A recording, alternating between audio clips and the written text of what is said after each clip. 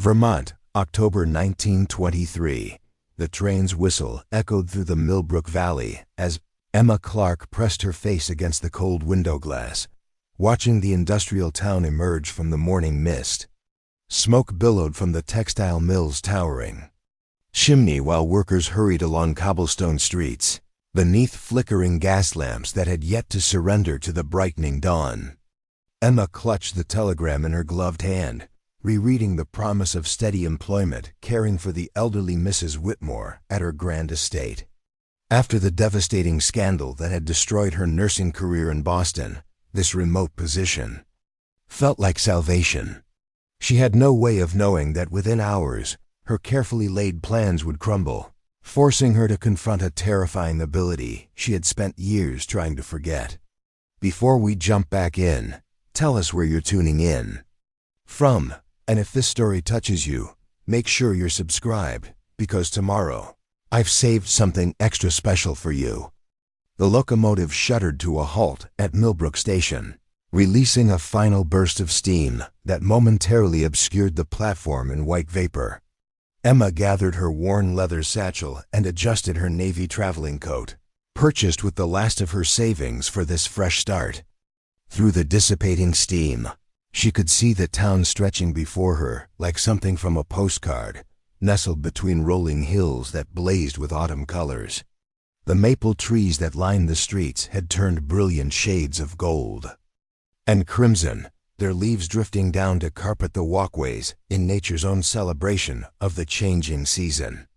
As Emma stepped onto the wooden platform, the crisp mountain air filled her lungs, so different from Boston's heavy industrial atmosphere. The scent of woodfire and pine mixed with something else, something that made her pause. It was the smell of a working town of honest labor and simple lives, but underneath it she detected something that made her skin prickle with unease, pain, suffering, the kind of deep, chronic ache that settled into communities where life was hard and medical. Help was scarce. Emma shook her head, trying to dismiss the sensation. She had worked for 3 years to suppress these unwanted perceptions, to ignore the way she seemed to sense others' physical and emotional distress. The scandal in Boston had taught her that her unusual sensitivity only led to trouble, to questions she couldn't answer without seeming mad or dangerous. Here in Millbrook, she would be nothing more than a competent nurse, caring for one elderly woman in the quiet comfort of a wealthy household. The station master approached, a thin man with wire-rimmed spectacles and ink-stained fingers. His name tag read Henry Walsh, and Emma noticed the slight limp in his left leg, the way he favored his right side. Without thinking, she felt an echo of the dull ache that must plague him constantly, the legacy of some old injury. She forced herself to look away, to focus on anything else. "Miss Clark, I presume?" Henry asked, consulting a piece of paper from his vest pocket. "You're here for the Whitmore position?" "Yes, that's correct," Emma replied, grateful for the distraction. "I was told someone would meet me here to escort me to the estate." Henry's expression grew uncomfortable, and Emma felt her stomach tighten with apprehension. She had seen that look before, in Boston, when everything had started to fall apart. "I'm afraid there's been a development, miss. Mrs. Whitmore passed away unexpectedly 3 days ago." The telegram must have crossed with the one calling off your employment. The words hit Emma like a physical blow. She sank onto a nearby bench, her carefully constructed future dissolving before her eyes. Mrs. Whitmore dead, no position, no income, no place to stay. And worst of all, no way back to Boston, where her reputation lay in ruins thanks to accusations she could never properly defend against. "The family's already settled the estate," Henry continued apologetically. "House is being sold to pay debts. I'm powerful sorry, miss. If I'd known you were already traveling." Emma stared at the telegram in her hands, the words blurring as tears threatened to spill. She had spent her last $23 on the train ticket and new clothes for her position. In her purse remained exactly $4.16. Cents, enough for perhaps a week's lodging if she could find somewhere cheap to stay. But then what? She couldn't return to nursing, not after the accusations that had followed her from Massachusetts General Hospital. And she certainly couldn't go home to her father, who had made it clear that her embarrassing situation was not welcome under his roof. Is there anywhere I might find temporary lodging while I sort things out?" Emma asked, forcing her voice to remain steady. Henry considered this, his weathered face creasing with thought. "Mrs. Foster runs the boarding house on Elm Street. Clean rooms, decent meals, reasonable rates. But miss, I should warn you, work's scarce for women in Millbrook. Most jobs are at the mills, and they don't hire ladies for much besides the stitching line." As if summoned by their conversation, the sound of rapidly approaching footsteps echoed across the platform. A young woman with auburn hair tucked under a simple cloche hat came hurrying toward them, her medical bag bouncing against her hip with each step. Behind her followed a tall man in a dark coat, his expression harried as he struggled to keep pace. "Henry," the woman called out breathlessly, "has the Boston train arrived? We're expecting a nurse for Mrs. Whitmore." Henry glanced awkwardly between Emma and the newcomers. "Well, Miss Lucy, this here's Miss Clark, but I'm afraid there's been a complication." The young woman Emma now knew as Lucy stopped short, her intelligent green eyes taking in Emma's travel-worn appearance and dejected posture. "Oh no, you don't mean—" "Mrs. Whitmore passed Tuesday night," Henry confirmed gently. Hart gave out in her sleep. The tall man stepped forward, and Emma found herself looking up into the most striking pair of gray eyes she had ever seen. His face was lean and angular, with the kind of weathered handsomeness that spoke of long hours and serious responsibility. Dark hair showed beneath his hat, and his hands, she noticed, bore the telltale signs of a medical man, clean and precise despite obvious fatigue. "Dr. Samuel Hart," he introduced himself, extending one of those careful hands to Emma. "And this is my sister Lucy. We heard about Mrs. Preparing and narrating this story took us a lot of time, so if you are enjoying it, subscribe to our channel. It means a lot to us. Now back to the story. Whitmore this morning, and came to intercept you before you made the journey to the estate for nothing." Emma accepted his handshake, and the moment their skin made contact, she was overwhelmed by a rush of sensations that nearly made her gasp aloud. Exhaustion, bone-deep and relentless. The constant weight of responsibility for an entire town's health and welfare. Physical aches from too many hours bent over patients and too few hours of sleep. And underneath it all, a profound loneliness that he kept carefully hidden behind his professional demeanor. She released his hand quickly, hoping he hadn't noticed her sharp intake of breath. But those perceptive gray eyes lingered on her face with interest, as if he had sensed something unusual in that brief contact. "I'm very sorry about your situation," Dr. Hart continued. "I can't imagine how distressing this must be, arriving to find your position no longer exists." "Thank you," Emma managed, struggling to regain her composure after the unexpected wave of empathy. "I was just asking Mr. Walsh about temporary lodging while I decide what to do next." Lucy Hart exchanged a meaningful glance with her brother, the kind of silent communication that only siblings who had grown up together could share. "Actually," she said, turning back to Emma with sudden decision, "perhaps this isn't entirely a disaster. Samuel, you've been saying for months that you need help at the clinic." Dr. Hart's expression grew guarded. "Lucy, we've discussed this. I can barely afford to pay you the small salary you take for keeping the books. I certainly can't hire a proper nurse." "But she's already here," Lucy pressed, her voice taking on the persuasive tone of someone accustomed to getting her way, through persistence rather than argument. "And you said yourself just yesterday that Mrs. Patterson's arthritis is getting worse, and old Mr. Donnelly needs daily wound care for his leg ulcer, and there are at least 6 women in town expecting babies over the next few months." Emma watched this exchange with growing interest. A medical practice in a small town would be different from the prestigious hospital in Boston, but it would still be nursing work. It would still be the chance to help people, to use her skills for good rather than hiding from the scandal that had destroyed her career. "What kind of practice do you run?" she asked Dr. Hart directly. He seemed surprised by her interest. "General medicine for the town and surrounding farms. We see everything from mill accidents to childhood fevers to difficult births.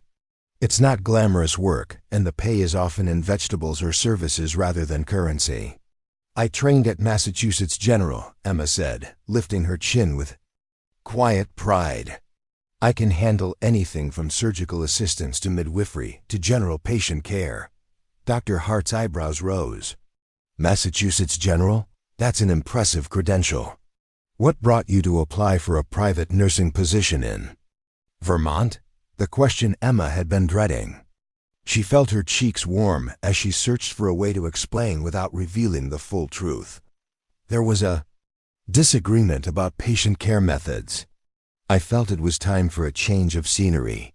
Lucy seemed to sense the delicate nature of the topic and quickly intervened. "Well, disagreements about methods might actually be an asset here. Samuel's always complaining that city-trained doctors don't understand the realities of rural medicine." "Lucy," Dr. Hart warned, but his tone held more affection than real annoyance. "It's true," she insisted. "Remember Dr. Blackwell from the Regional Medical Board? He came through last spring and criticized everything from your willingness to accept payment in goods to your house calls during blizzards." Emma felt a spark of recognition. She had encountered similar rigid thinking in Boston. Doctors who prioritized proper procedure over patient welfare, who would rather let someone suffer than bend the rules. Perhaps that was part of what had drawn the scandal to her willingness to go beyond conventional treatment when she sensed it wasn't enough.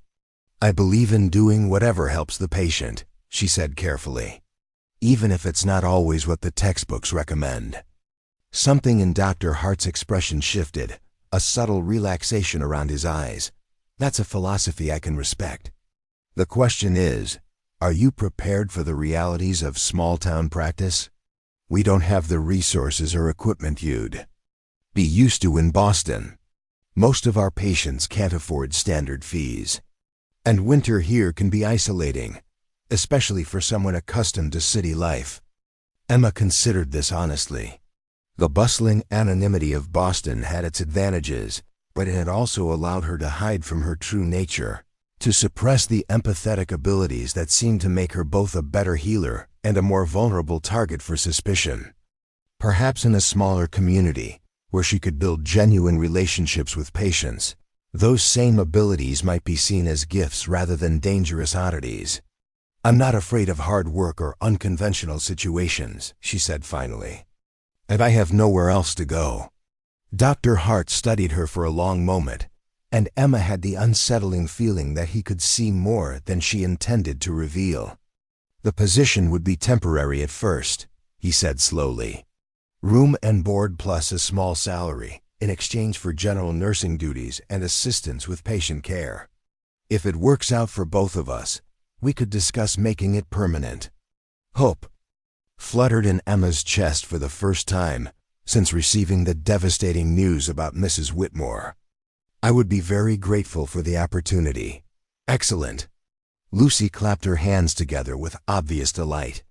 "You can stay in the spare room above the clinic. It's small but comfortable, and you'd have your own entrance through the back stairs."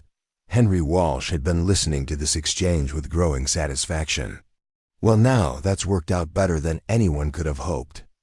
Miss Clark, you'll find Dr. Hart's one of the finest men in Millbrook, fair, honest, and devoted to his patients."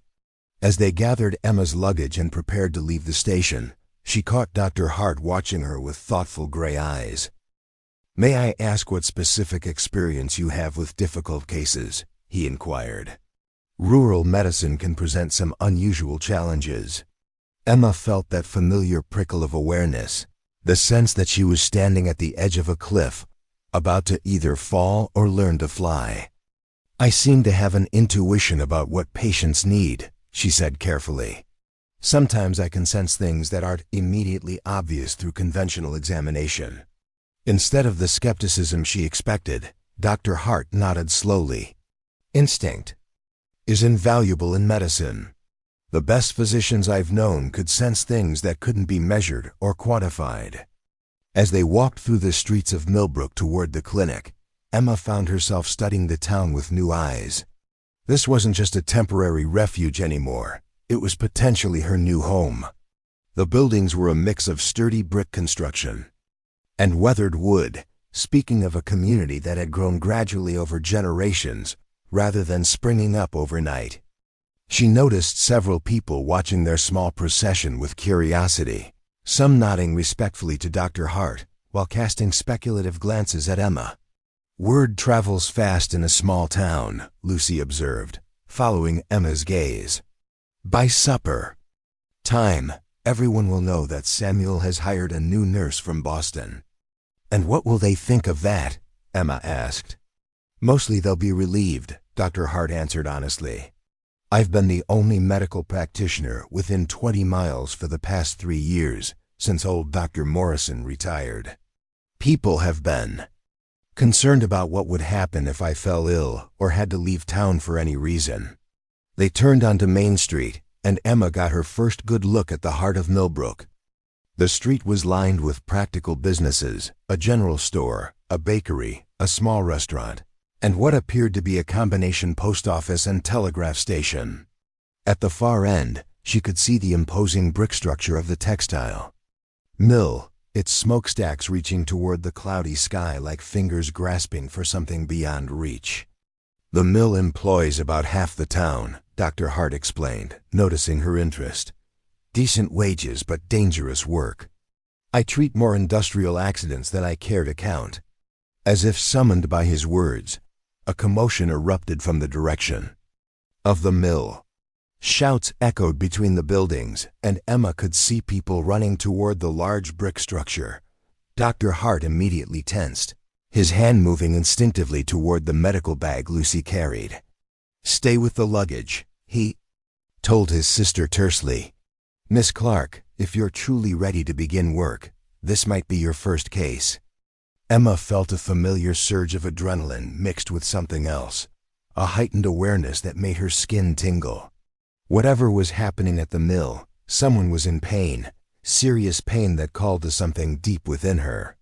She had spent 3 years trying to ignore these sensations, but now, with a chance to help, she found herself eager to embrace them. I'm ready, she said, and meant it completely. Together, they hurried toward the mill as more shouts filled the afternoon air. Emma's new life in Millbrook was about to begin with the kind of emergency that would test everything she thought she knew about healing, about herself, and about the dangerous gift she had tried so hard to leave behind in Boston. The mill floor was chaos when Emma and Dr. Hart arrived, their footsteps echoing against the brick walls as they pushed through clusters of worried workers. The massive textile machinery had fallen silent, its usual rhythmic clatter replaced by urgent voices and the sound of someone crying in pain. Near the largest loom, a crowd had gathered around a figure lying motionless on the wooden floor, dark stains spreading beneath him like spilled ink. Emma's breath caught as she recognized the injured man. Jake Morrison, barely 22 years old, with sandy hair and freckles that made him look even younger. She had noticed him at the station earlier, loading cargo with the easy strength of youth. Now he lay twisted at an unnatural angle, his left arm trapped beneath a fallen beam that must have weighed several hundred pounds.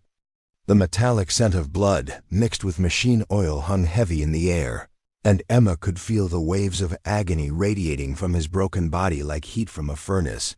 Dr. Hart dropped to his knees beside Jake, his trained hands moving with swift precision as he assessed the damage. Emma knelt on the other side, and the moment she came within arm's reach of the injured man, the full force of his suffering slammed into her consciousness. Not just the crushing pain of shattered bones and torn flesh, but the deeper anguish of a young man watching his future crumble along with his body. The fear that he would never work again, never support his widowed mother, never marry the girl he had been courting with shy determination. Emma gasped and nearly fell backward, overwhelmed by the intensity of emotions and sensations that weren't her own. She had felt echoes of others' pain before, but never anything this powerful, this immediate. It was as if Jake's agony had found a direct pathway into her nervous system, demanding acknowledgement and action. "Miss Clark, are you all right?" Dr. Hart's voice seemed to come from very far away, though he was barely 3 feet from her. "You look pale." Emma forced herself to focus on his concerned gray eyes rather than the torrent of suffering that threatened to drown her. "I'm fine. What do you need me to do? Help me lift this beam." Carefully.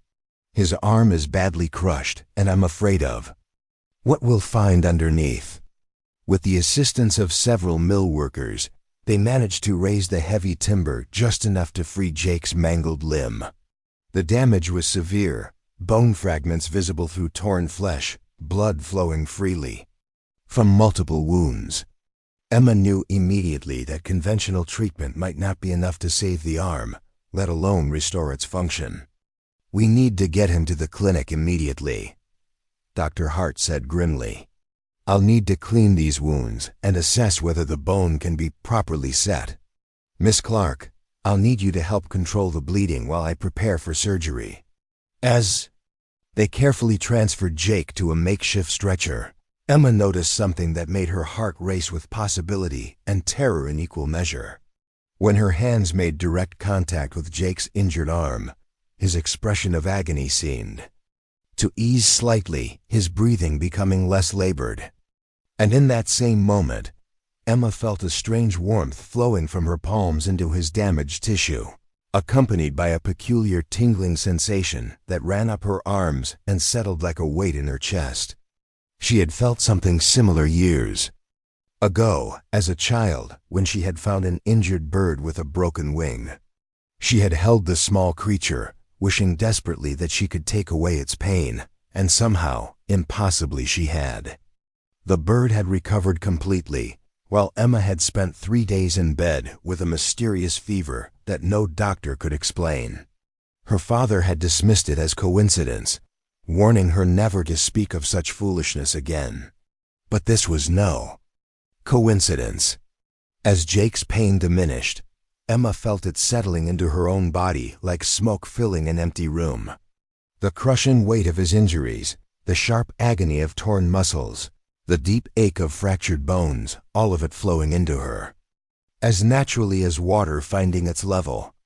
She bit her lip to keep from crying out, focusing all her energy on maintaining her composure while Jake's suffering became her own. At the clinic, Dr. Hart worked with quiet efficiency to clean and examine Jake's wounds. Emma assisted as best she could, though she found it increasingly difficult to concentrate as waves of transferred pain washed through her body.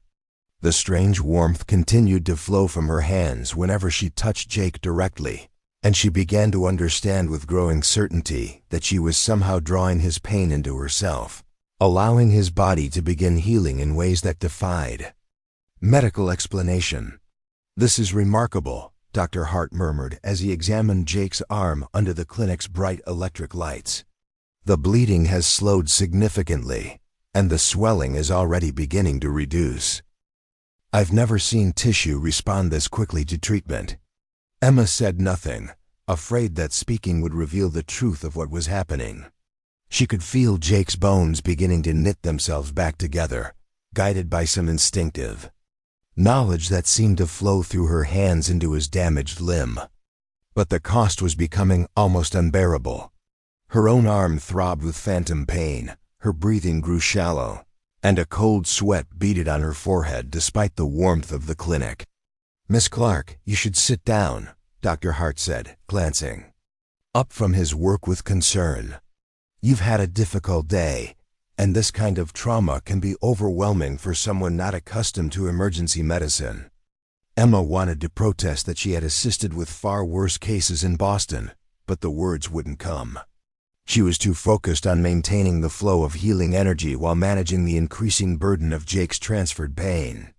It felt like trying to hold water in her cupped hands while someone poured more from above, a delicate balance that required every ounce of her concentration. Over the next several hours, Emma watched in fascination and growing exhaustion as Jake's condition improved with impossible speed. Wounds that should have taken weeks to heal began closing within hours. Bones that had been shattered beyond repair seemed to fuse back together with supernatural precision. By evening, when Dr. Hart finally completed his examination, Jake's arm appeared to have suffered nothing more serious than severe bruising. "I don't understand it," Dr. Hart admitted as he cleaned his instruments. By all medical logic, that arm should require amputation. The damage was too extensive for conventional healing. Yet somehow, the tissue has regenerated, the bones have aligned themselves perfectly, and there's no sign of infection or complications.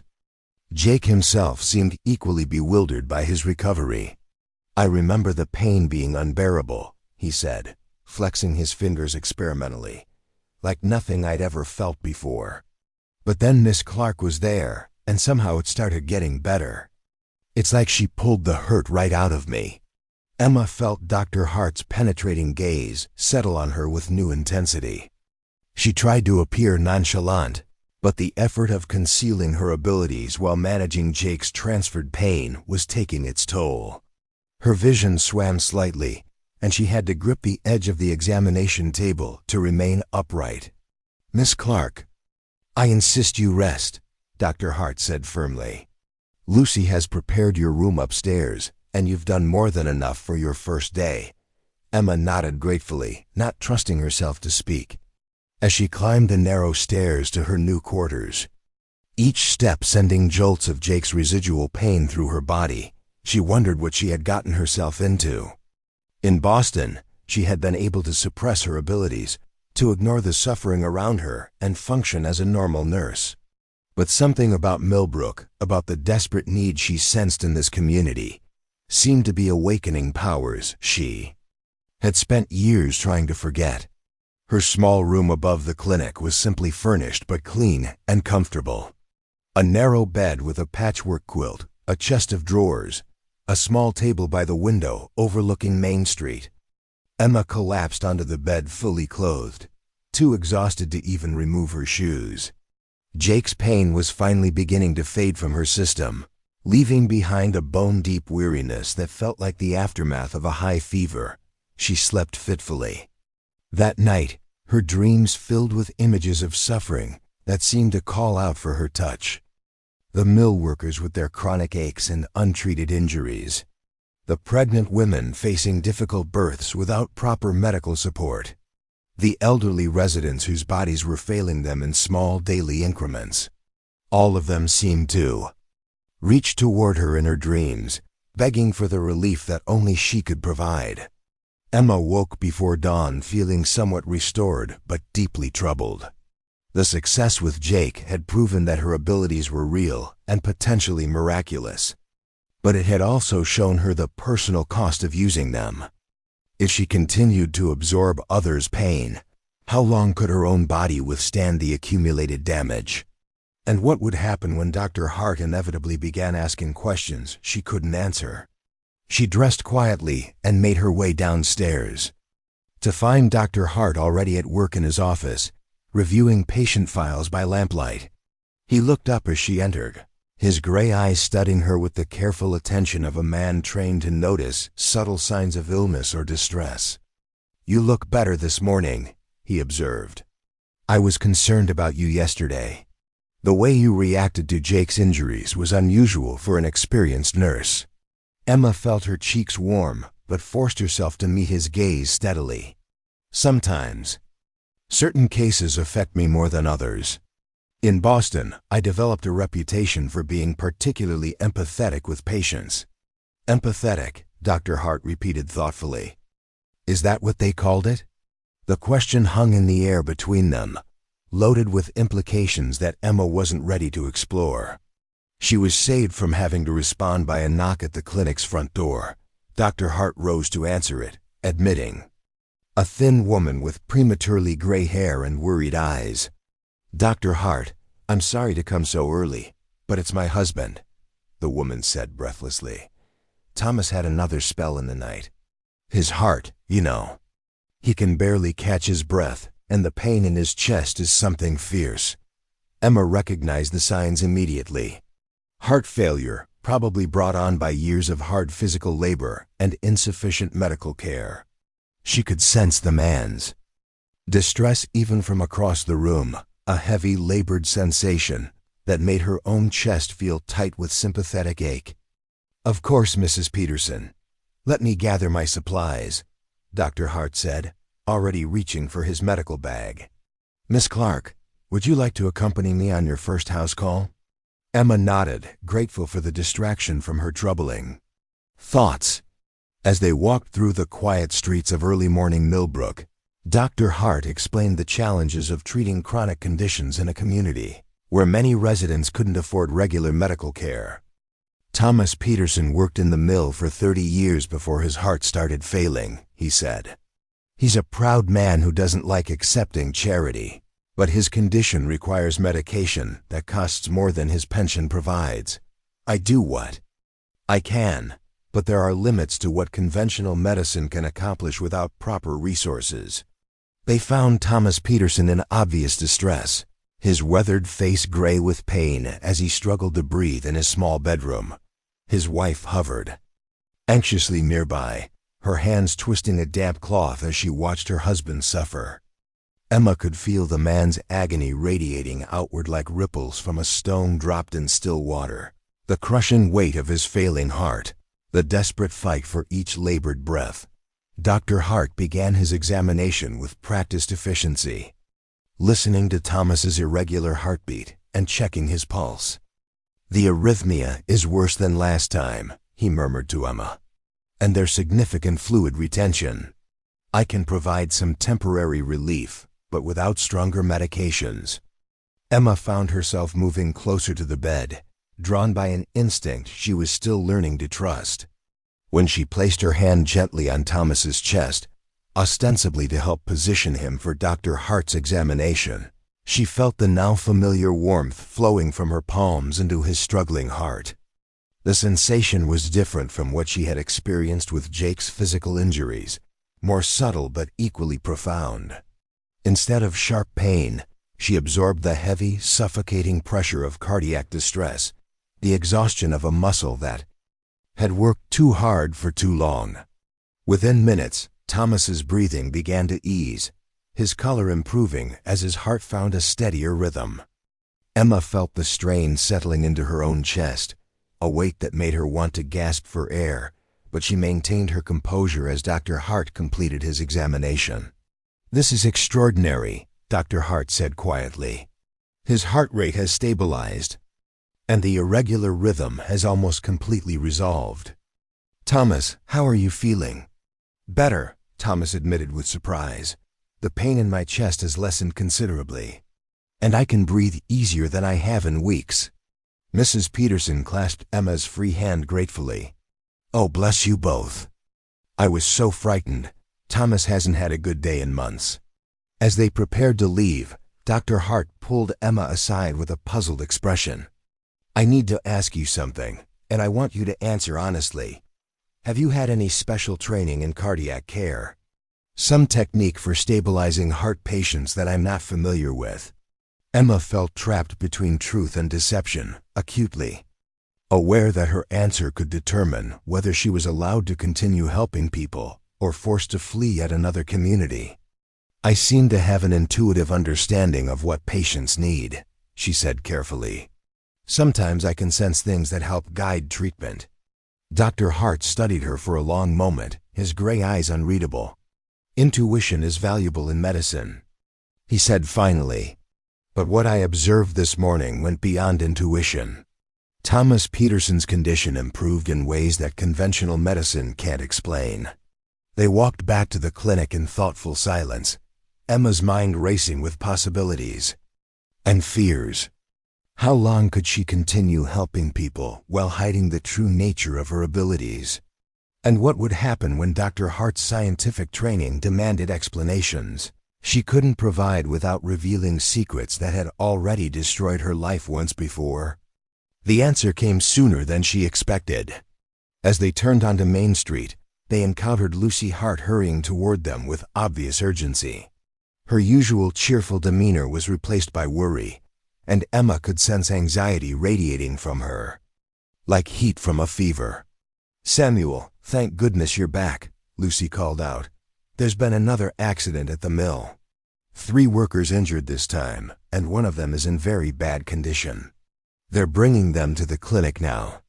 Emma felt her heart sink as she realized that her new life in Millbrook was about to face its first real test. 3 patients meant 3 times the pain she had experienced with Jake, 3 times the risk of exposure, 3 times the chance that her carefully guarded secret would finally be revealed. But as she saw the wagon approaching with its cargo of suffering humanity, she knew she had no choice but to try to help, regardless of the personal cost.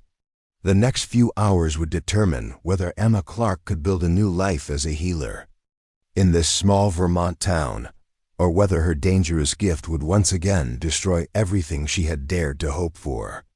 As the wagon drew closer and the magnitude of the medical crisis became clear, Emma took a deep breath and prepared to discover just how much pain one person could absorb before breaking completely. The 3 injured mill workers presented a complex challenge that pushed both Emma's abilities and Dr. Hart's medical skills to their limits.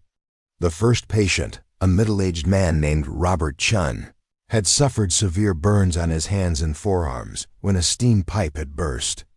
The second, a young woman called Mary Sullivan, had been struck by flying debris and had multiple lacerations across her face and shoulders. But it was the third patient who demanded immediate attention. David Walsh was the station master's nephew, a quiet man in his 30s who had been closest to the explosion when the machinery malfunctioned. A piece of metal had pierced his abdomen, and he was losing blood at an alarming rate. Dr. Hart worked frantically to assess the internal damage, while Emma found herself drawn to each patient in turn, her hands seeming to move of their own accord to wherever healing was most needed. With Robert Chun, she absorbed the searing agony of his burns, feeling her own hands grow hot and painful as the scalded tissue on his arms began to cool and regenerate. With Mary Sullivan, she drew away the sharp sting of multiple cuts, experiencing each laceration as if it had been carved into her own skin. But with David Walsh, the challenge was different and far more dangerous. Internal bleeding was not something that could be healed with simple touch. Emma found herself having to reach deeper into her abilities than ever before, guiding her consciousness into David's wounded body to understand the extent of the damage. What she found there terrified her. The metal fragment had nicked a major artery and punctured his liver. Without immediate surgery, he would die within the hour. But as Emma maintained contact with David's abdomen, she began to sense something remarkable happening. The bleeding was slowing, the torn blood vessel somehow beginning to seal itself. The punctured liver tissue was regenerating at a rate that defied biological possibility. And all of it was flowing through her, the knowledge of how to repair what was broken, seeming to come from some deep, instinctive source that she had never fully understood. The cost, however, was enormous. Emma felt David's life force ebbing through her hands, his pain and weakness becoming her own. She absorbed not just his physical trauma, but the deeper exhaustion of a body fighting to survive, the cellular-level struggle between death and regeneration. Her vision began to blur, her legs grew unsteady, and she had to grip the edge of the examination table to remain upright. Dr. Hart noticed her distress, but was too focused on his patients to fully comprehend what was happening. "Miss Clark, perhaps you should step outside for some fresh air. You've been working non-stop for hours." Emma wanted to protest that she couldn't leave, that David's life depended on her continued contact, but the words wouldn't come. She was too absorbed in the delicate process of guiding his body's healing, too overwhelmed by the accumulated pain of 3 seriously injured people. She felt as if she were drowning in a sea of suffering, each wave of agony threatening to pull her under completely. But she held on, driven by a determination that surprised her with its strength. These people needed her, and she would not fail them as she had apparently failed her patients in Boston. Whatever the personal cost, she would see them through this crisis. By late afternoon, all 3 patients had stabilized in ways that left Dr. Hart shaking his head in bewilderment. Robert Chun's burns had healed to the point where only faint marks remained on his skin. Mary Sullivan's cuts had closed cleanly without requiring stitches, leaving barely visible lines that would soon fade entirely. And David Walsh, who should have died from his internal injuries, was sitting up and asking for something to eat. "I don't understand any of this," Dr. Hart admitted as he cleaned his instruments for the 3rd time that day. "These recoveries are medically impossible. Burns of that severity should take weeks to heal. Internal bleeding, like David should have required immediate surgery, and even then his survival would have been questionable." Emma sat slumped in a chair beside the clinic's front window, every muscle in her body aching with absorbed trauma. She felt as if she had been beaten with clubs, burned with fire, and cut with knives, all while fighting off the kind of exhaustion that came from losing significant amounts of blood. Yet she also felt a deep satisfaction that made all the pain worthwhile. 3 people who might have died or been permanently disabled were now on their way to complete recovery. "Sometimes healing happens in ways we don't expect," she managed to say, though speaking required more effort than it should have. Dr. Hart studied her with growing intensity, his medical training finally allowing him to recognize the signs of severe physical distress that she had been trying to conceal. "Miss Clark, I want you to let me examine you. You look as if you've been through the same trauma as our patients." Emma felt panic rise in her throat. A medical examination would reveal the impossible truth that she had somehow taken on the injuries of others, that her body bore the phantom wounds of people she had never met before today. "I'm just tired," she protested weakly. "It's been an overwhelming introduction to your practice." "This goes beyond tiredness," Dr. Hart said firmly, moving toward her with the determined stride of a physician who would not be denied. "Your color is poor, your breathing is shallow, and you're showing signs of shock. I insist on examining you immediately." Emma knew she was trapped. She could either submit to an examination that would reveal her secret or flee the clinic and abandon the new life she had begun to build. But as she looked around the room at the patients she had helped save, she realized that running was no longer an option. Whatever happened next, she had found her calling in this small Vermont town, and she would face the consequences of her gift with as much courage as she could muster. "Very well," she said quietly, rising unsteadily from her chair. "But I think you should prepare yourself for something you won't find in any medical textbook." Dr. Hart's examination revealed what Emma had feared he would discover. Her pulse was erratic, her blood pressure dangerously low, and her body temperature fluctuated wildly between fever and chills. Most disturbing of all were the physical manifestations that made no medical sense. Faint burn marks appeared on her hands where Robert Chun's injuries had been most severe. Thin red lines traced across her face and shoulders, mirroring Mary Sullivan's lacerations. And when Dr. Hart pressed gently on her abdomen, Emma winced with pain that originated from the exact location where David Walsh had been pierced by flying metal. "This is impossible," Dr. Hart murmured, his gray eyes wide with disbelief as he completed his examination.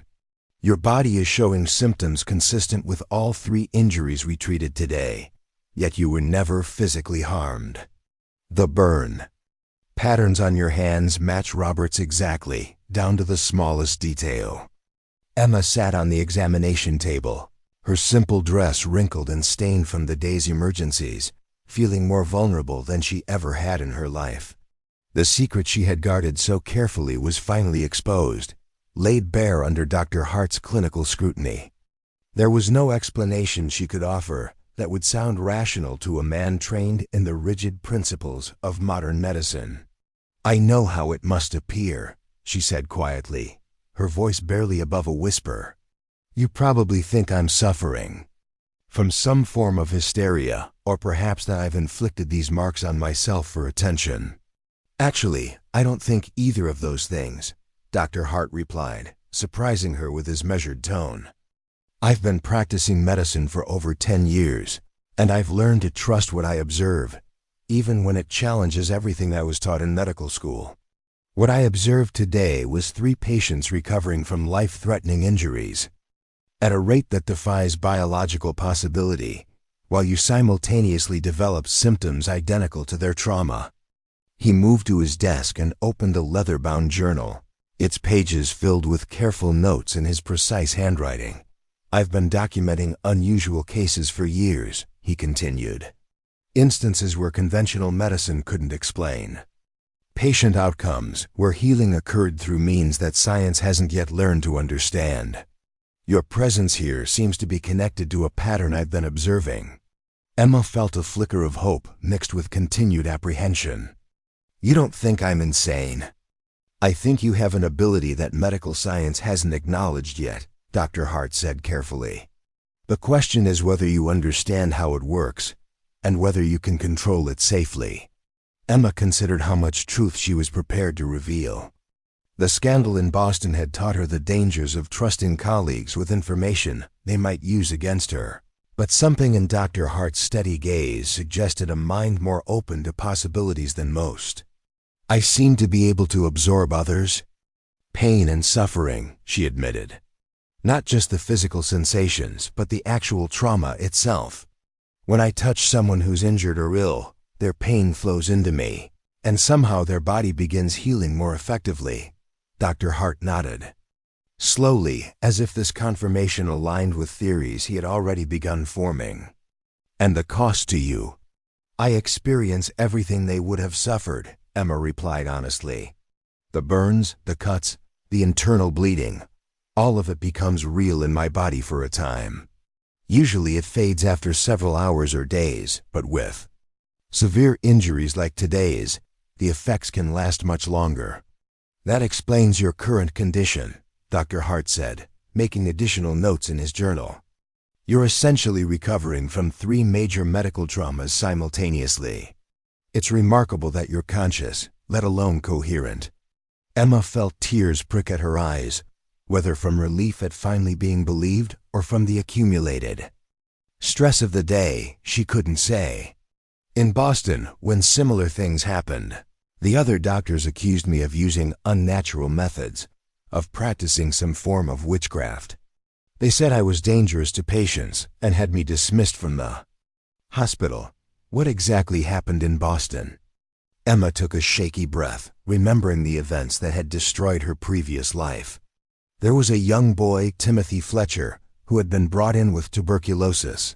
His condition was deteriorating rapidly, and the attending physicians had essentially given up on him.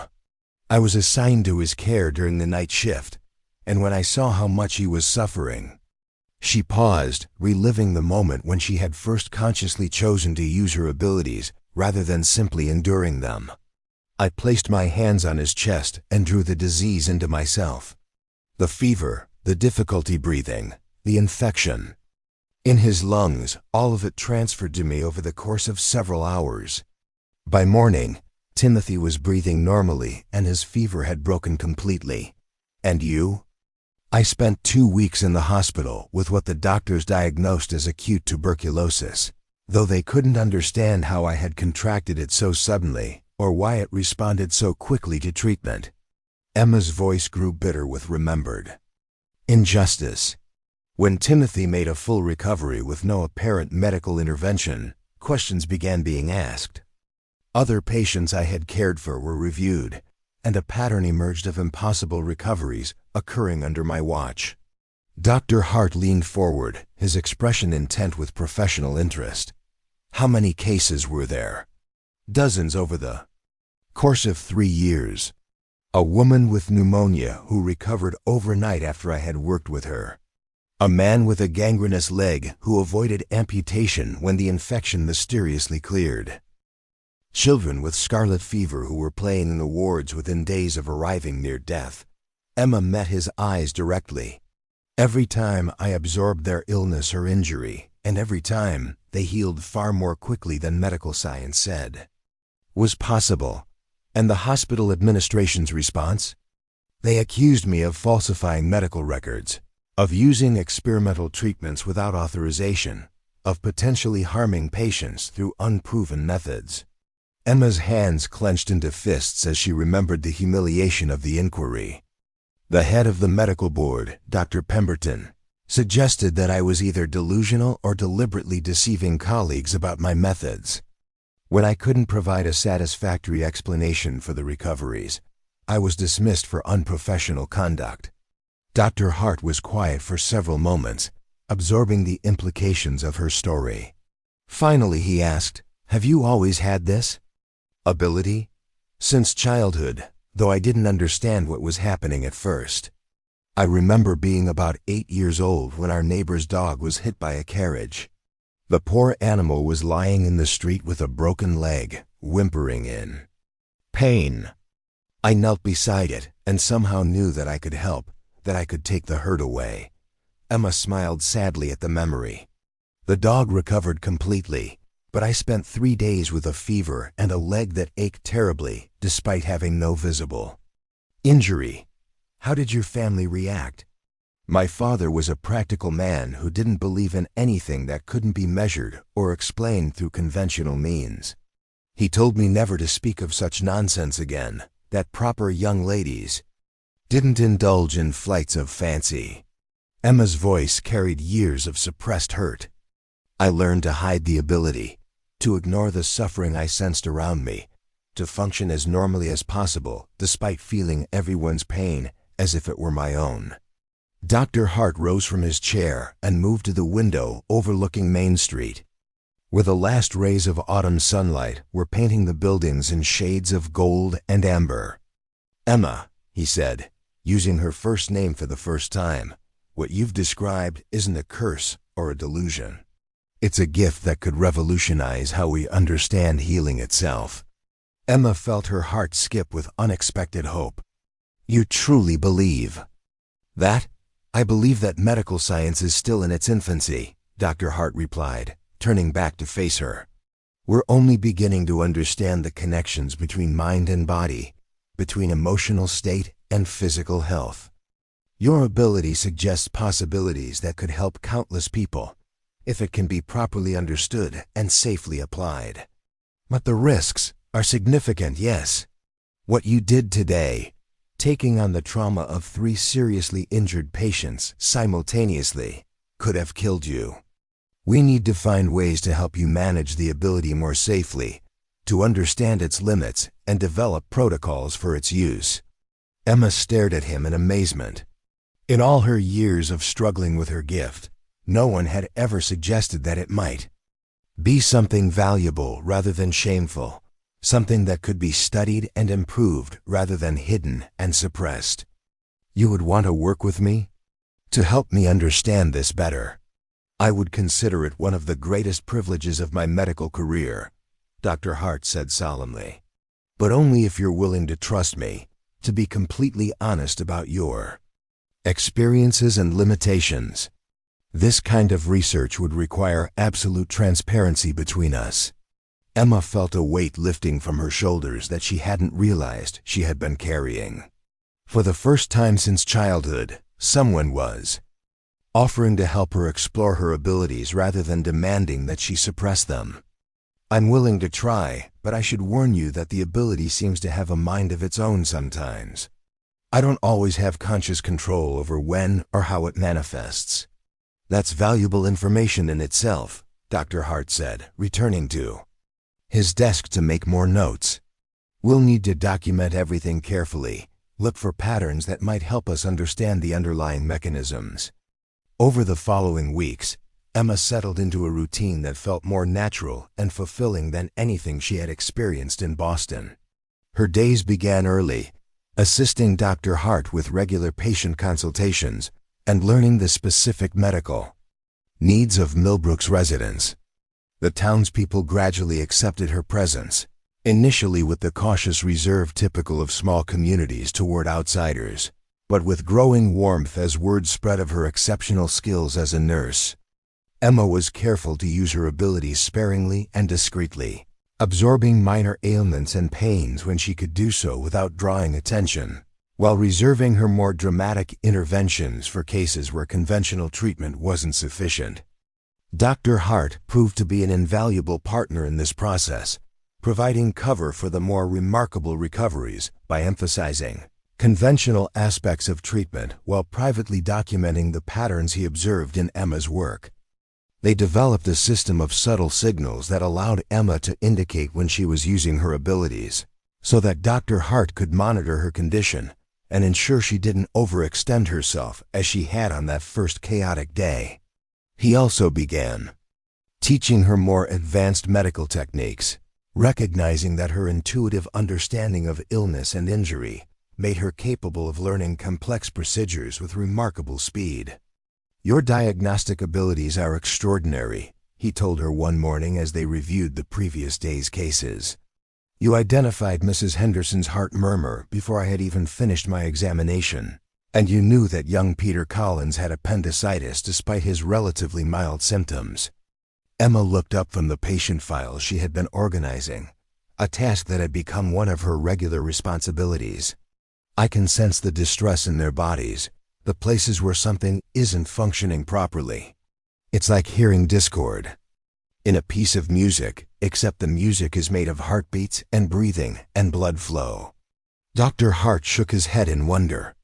Medical schools spend years teaching students to recognize such subtle signs, and even then, many physicians never develop that level of sensitivity. "You have it instinctively. It's not always a blessing," Emma admitted. Walking through town, I'm constantly aware of everyone's aches and pains, their chronic conditions and hidden illnesses. Mrs. Foster at the boarding house has arthritis. That's much worse than she lets on. The baker, Mr. Thompson, has something wrong with his stomach. That's causing him constant discomfort, but he's too proud to seek treatment. Sometimes it's overwhelming to feel so much suffering and not be able to help everyone. That's why we need to be strategic about how you use your gift," Dr. Hart said gently. "You can't heal every ailment in Millbrook, but you can make a tremendous difference in the most serious cases." As autumn deepened into winter, Emma found herself becoming an integral part of the community in ways she had never expected. Lucy Hart had become a true friend, the first genuine friendship Emma had formed since leaving Boston. The young woman was intelligent and spirited, with a natural curiosity about Emma's background and abilities that was tempered by respect for privacy. "I can tell there's something special about you," Lucy said one evening as they prepared dinner together in the Hart family kitchen. "Samuel's different since you arrived, more energetic and optimistic. And the patients all speak of you with such gratitude, as if you've given them something precious." Emma smiled as she kneaded dough for fresh bread, a skill she had learned from Mrs. Foster at the boarding house. "Your brother is an exceptional physician. I'm just helping him provide the best possible care to his patients." "It's more than that, and you know it," Lucy persisted with the frankness that Emma had come to appreciate. "People are saying that miraculous things happen when you're involved in their treatment. Mrs. Patterson swears that her rheumatism improved dramatically after you assisted with her examination. And everyone knows that David Walsh should have died from his injuries at the mill, but he was back to work within a week." Emma felt the familiar tension that came with walking the line between truth and necessary deception. "Sometimes healing happens in ways we don't expect," she said carefully. "Your brother is very skilled at creating conditions that allow the body's natural healing processes to work more effectively." Lucy studied her with knowing eyes. "You're very loyal to Samuel and very careful with your words. But I'm not foolish. Emma, I can see that something remarkable is happening in this clinic, and I think it has as much to do with you as it does with my brother's medical training." Before Emma could respond, the clinic's front door opened and Dr. Hart himself entered, shaking snow from his coat and stamping his boots on the mat. The first serious snowfall of the season had begun that afternoon, transforming Millbrook into a winter wonderland of white-covered roofs and frosted windows. "The Peterson farm," he announced without preamble. "Mrs. Peterson sent word that Thomas has taken a turn for the worse. His heart condition has deteriorated significantly, and she's afraid he won't last the night." Emma felt her pulse quicken with the familiar combination of professional urgency and personal concern. Thomas Peterson was one of the patients she had been monitoring carefully, using her abilities in small doses to ease his cardiac distress without completely revealing the nature of her intervention. If his condition was worsening despite her efforts, it suggested that his heart was failing beyond her capacity to heal. "How severe is the storm?" she asked, already moving toward her coat and medical supplies. "Will we be able to reach the farm safely?" Dr. Hart nodded grimly. "The roads are passable for now, but if the snow continues at this rate, we may have difficulty returning tonight. We should prepare for the possibility of staying at the farm until morning." As they gathered the medical supplies they would need for an extended visit, Emma felt a familiar flutter of anxiety mixed with determination. Thomas Peterson was a good man who had worked hard all his life to provide for his family. If there was any way she could help him through this crisis, she would find it, regardless of the personal cost. The journey to the Peterson farm took nearly an hour through steadily worsening weather, their horse-drawn sleigh cutting through snow that was already several inches deep. Emma sat huddled beside Dr. Hart under heavy blankets, acutely aware of his solid presence beside her as they navigated the treacherous roads. Over the past months, she had grown increasingly conscious of the complex feelings that Samuel Hart inspired in her, emotions that went far beyond professional respect or gratitude for his acceptance of her abilities. He was a man of integrity and compassion, dedicated to healing others despite the limited resources and recognition available to a rural physician. His quiet strength and intellectual curiosity had created a safe space where Emma could explore her gift without fear of judgment or persecution. And increasingly, she found herself drawn to the moments when his professional reserve softened into something warmer and more personal. "Emma," he said quietly as they approached the Peterson farmhouse, its windows glowing with lamplight against the snowy darkness.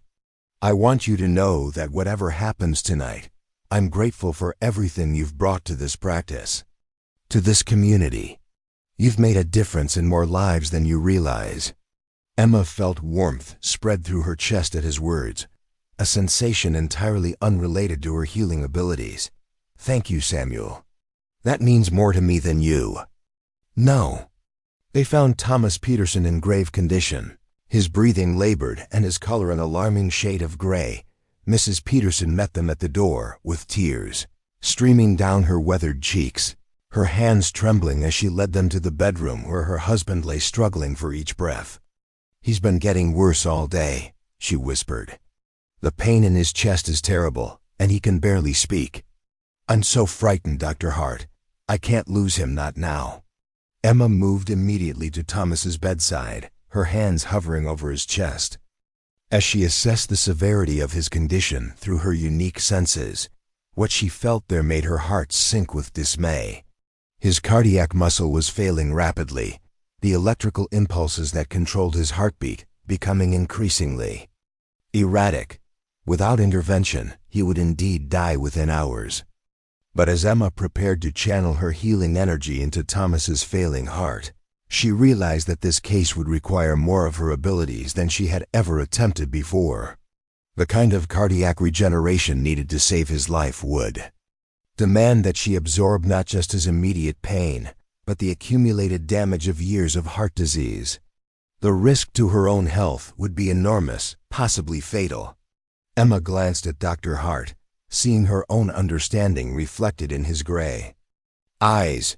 He knew, as she did, that conventional medicine had nothing left to offer Thomas Peterson.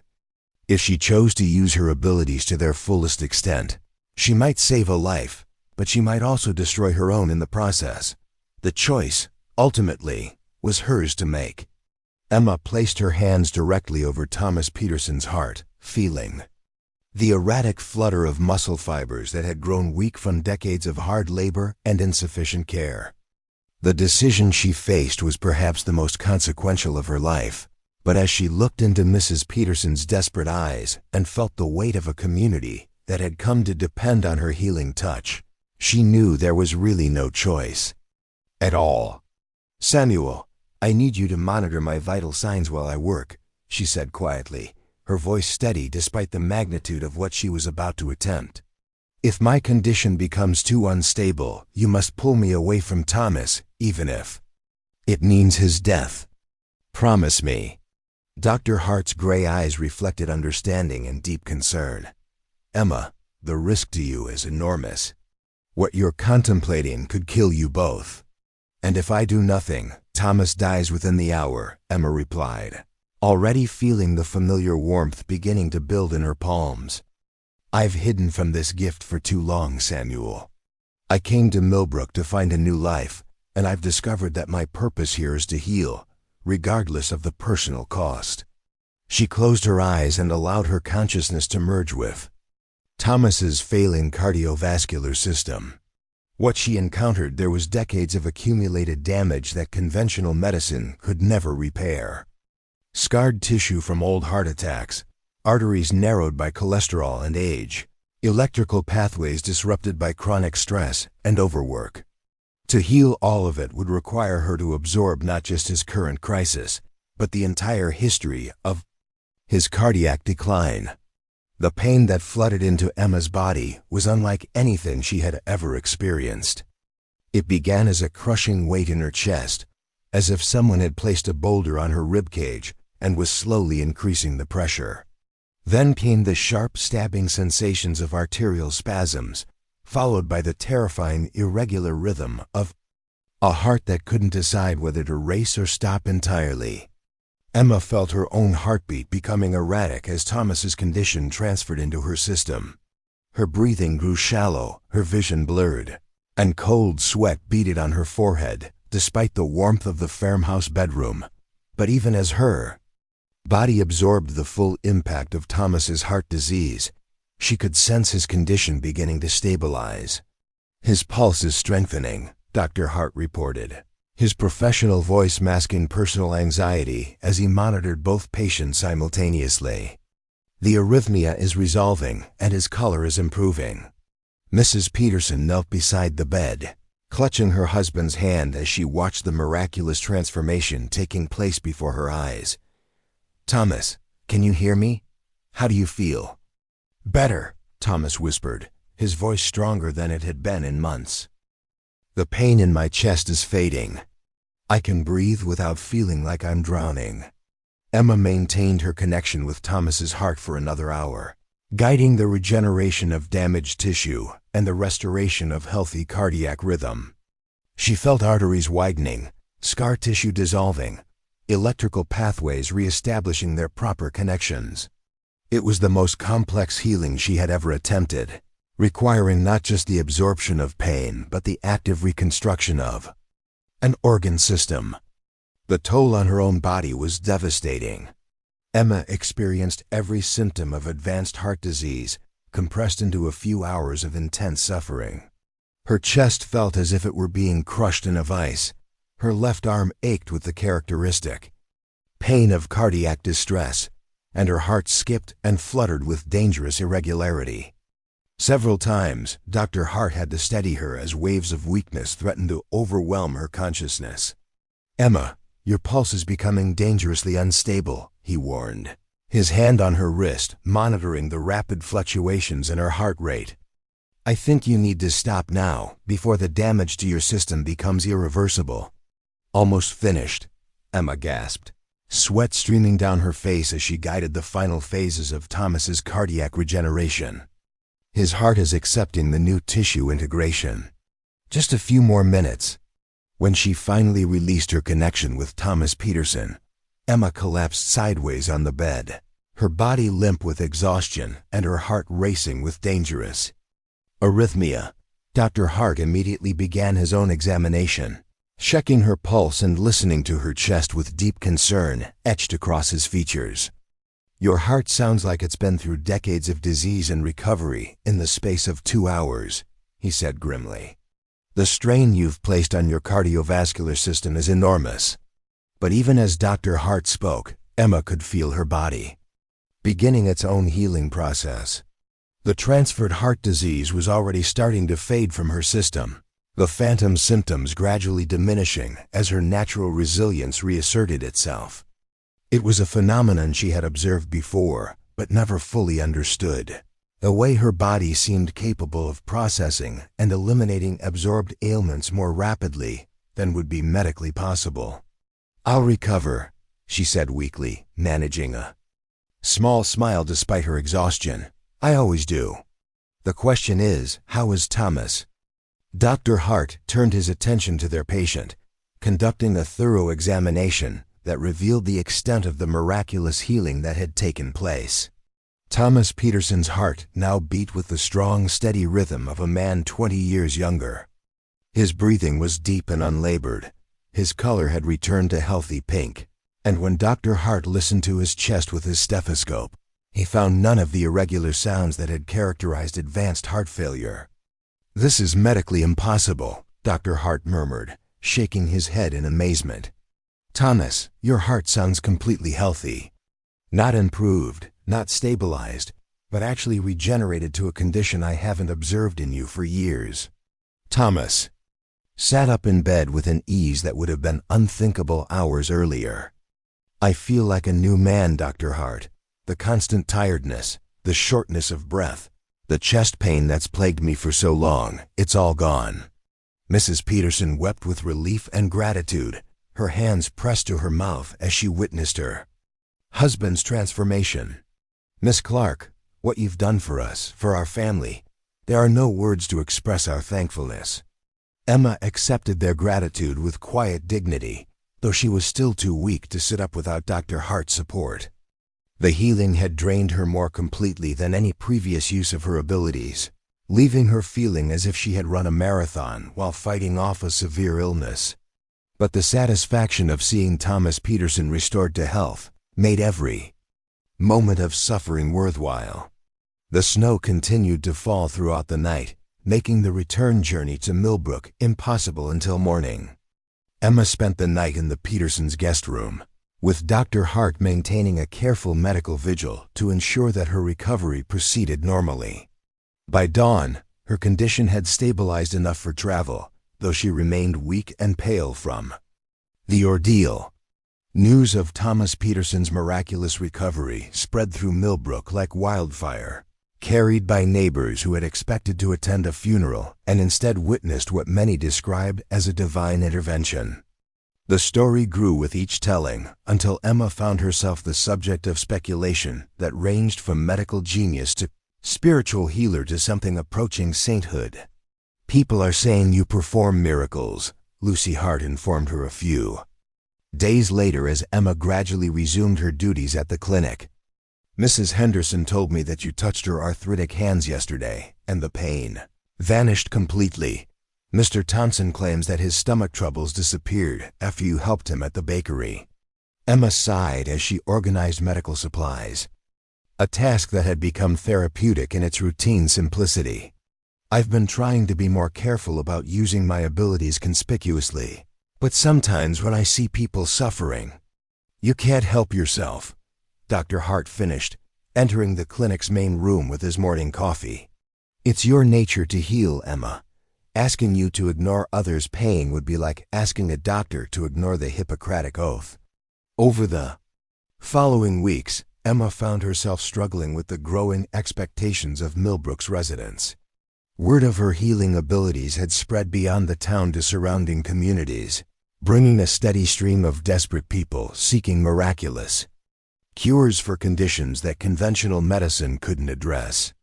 She wanted to help them all, but the physical and emotional toll of repeatedly using her abilities was becoming unsustainable. "I'm worried about you," Dr. Hart said one evening as they reviewed the day's unusually long list of patients.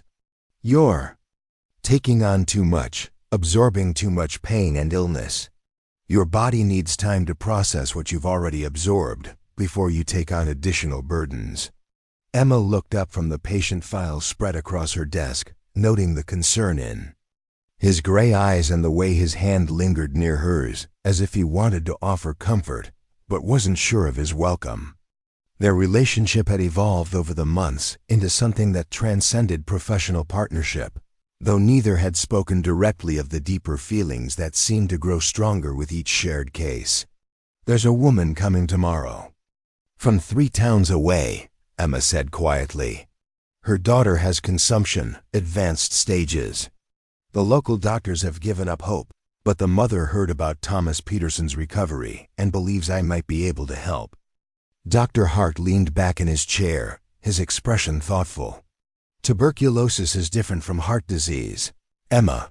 It's an infectious condition that could be dangerous for you to absorb, and the healing process might be more complex than anything you've attempted before." "I know the risks," Emma replied, though her voice carried uncertainty. "But if there's a chance I could save a child's life, then we'll prepare carefully and take every precaution we can," Dr. Hart said, his tone carrying both support and protective concern. "But I want you to promise me that if the process becomes too dangerous, you'll stop, even if it means accepting that some people can't be saved." Emma nodded, though they both knew how difficult it would be for her to abandon a patient in need. Her gift came with an emotional compulsion that was almost as strong as the physical ability itself, a deep empathetic connection that made walking away from suffering nearly impossible. The next morning brought Maria Santos and her 8-year-old daughter Elena, who had traveled from a mining town in the mountains seeking Emma's help. Elena was a beautiful child with dark curls and enormous brown eyes, but her small frame was ravaged by the tuberculosis that was slowly consuming her lungs. She coughed constantly, bringing up blood that stained the handkerchiefs her mother pressed to her lips.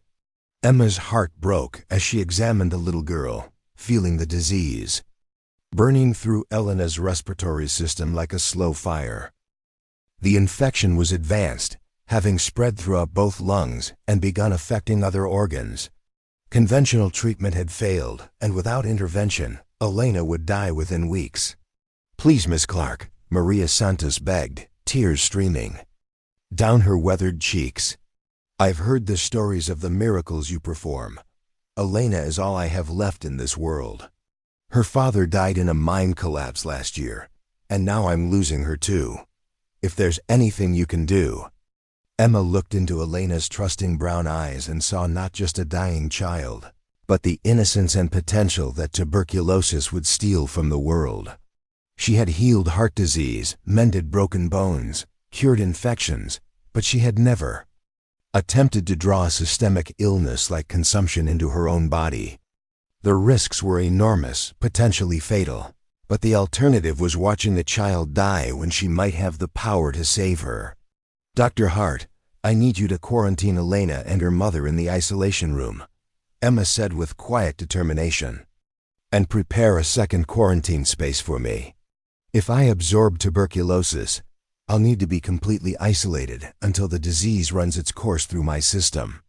"Emma, what you're proposing is essentially suicide," Dr. Hart protested. "Tuberculosis isn't like other conditions you've healed. It's a progressive infection that could kill you before your body has time to process and eliminate it."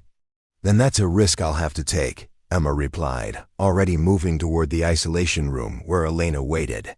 "I can't turn away from a child who might be saved by my ability, Samuel. It would destroy everything I believe about my purpose here." Dr. Hart caught her arm gently, his touch sending familiar warmth through her system. "If you're determined to attempt this, then I'm staying with you throughout the process. Whatever happens, you won't face it alone."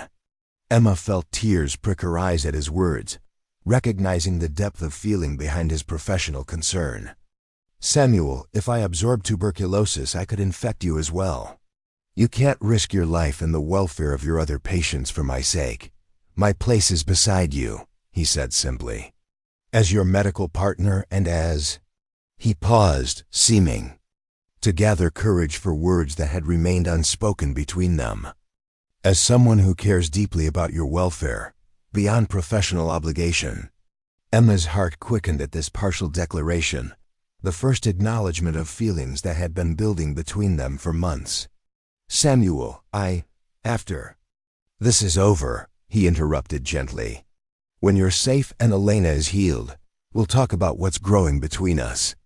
But right now, I need you to focus on the healing process and let me worry about everything else. Emma nodded, drawing strength from his steady presence as she prepared for the most dangerous healing she had ever attempted. In the isolation room, Elena Santos lay on a narrow bed, her breathing labored and her small body burning with fever. Maria sat beside her daughter, holding the child's hand and whispering prayers in Spanish. Elena, I'm going to try to help you feel better, Emma said gently, sitting on the edge of the bed and placing her hands on the child's chest. It might take some time, but I want you to be very brave for me. Can you do that? Elena nodded, weakly, her eyes trusting despite her obvious pain. Will it hurt, Miss Clark? Not for you, sweetheart, Emma replied, feeling the familiar warmth beginning to build in her palms. I'm going to take all the hurt away.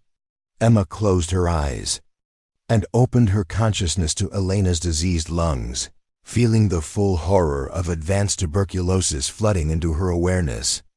The infection was worse than she had realized, having spread not just through the respiratory system, but into the lymph nodes, the kidneys, and even the bones. The amount of disease she would need to absorb was staggering, potentially lethal to her own system. But as Emma felt Elena's suffering transfer into her body, she also sensed something else, a fierce determination that surprised her with its strength.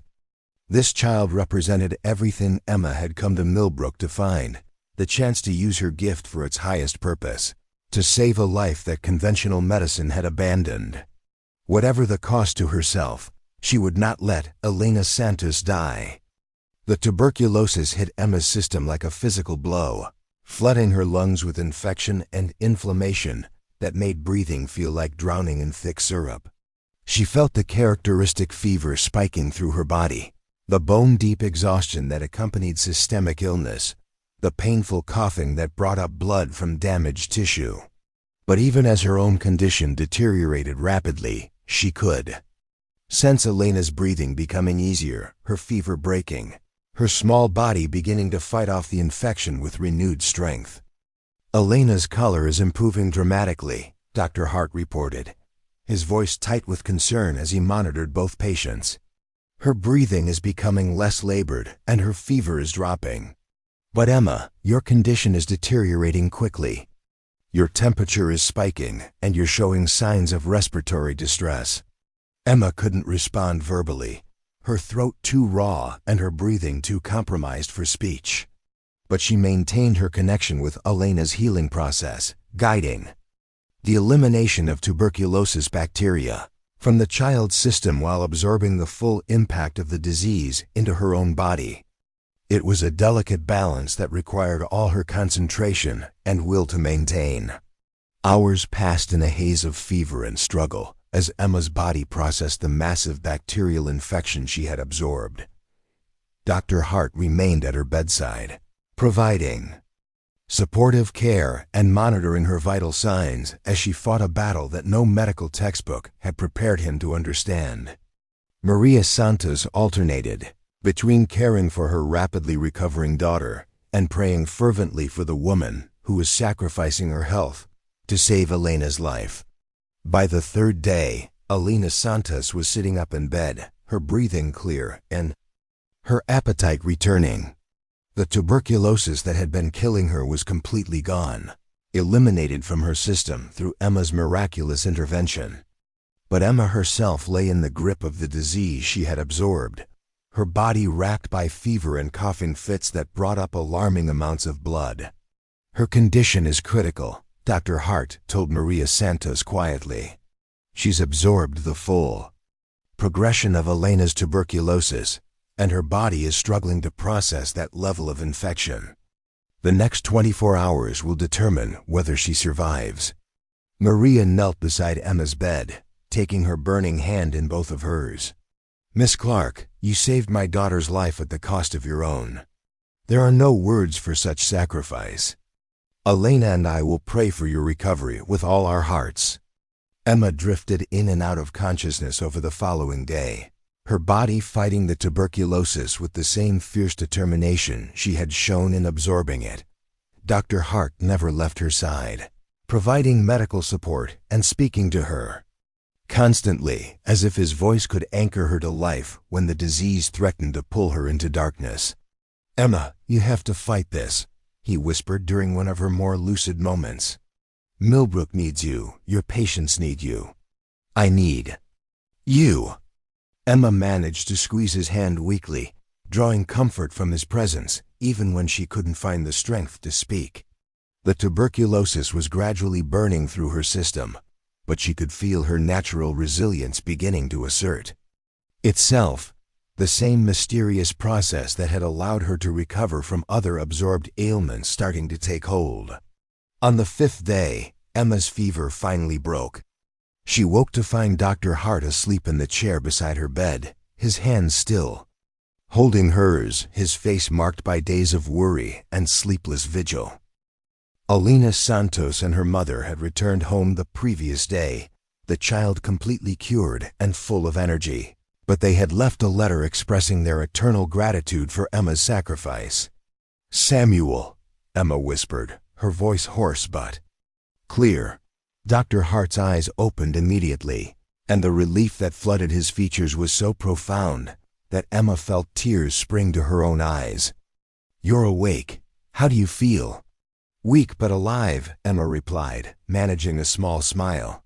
"And Elena?" "Completely recovered. There's no trace of tuberculosis in her system." "You saved her life, Emma, though you nearly died in the process." Emma nodded slowly, remembering the intensity of the healing process and the terrible toll it had taken on her body.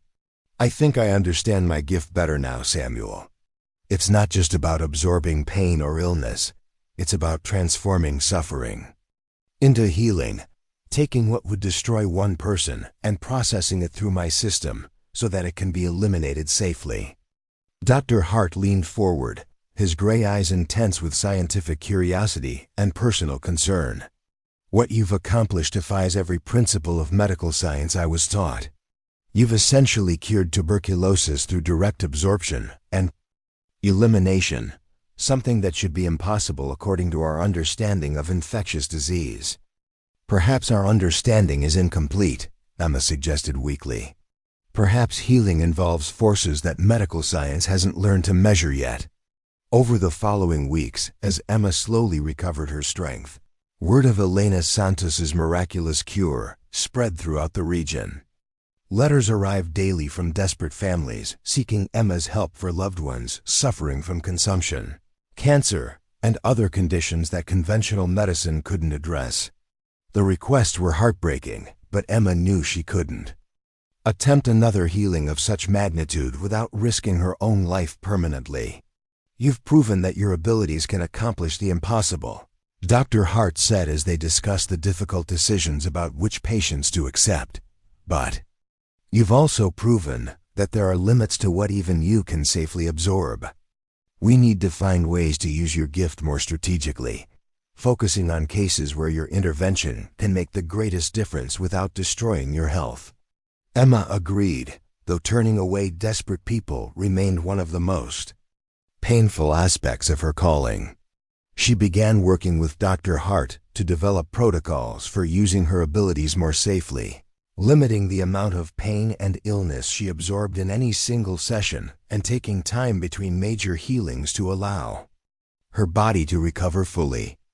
As winter deepened and Millbrook settled into the quiet rhythm of the cold months, Emma found herself reflecting on the journey that had brought her to this small Vermont town.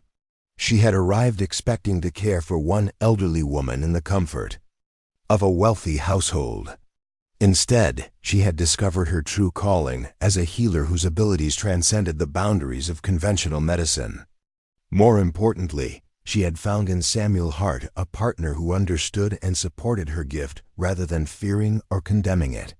Their relationship had evolved beyond professional collaboration into something deeper and more personal, though. They had not yet spoken directly about the feelings that seemed to grow stronger with each shared challenge.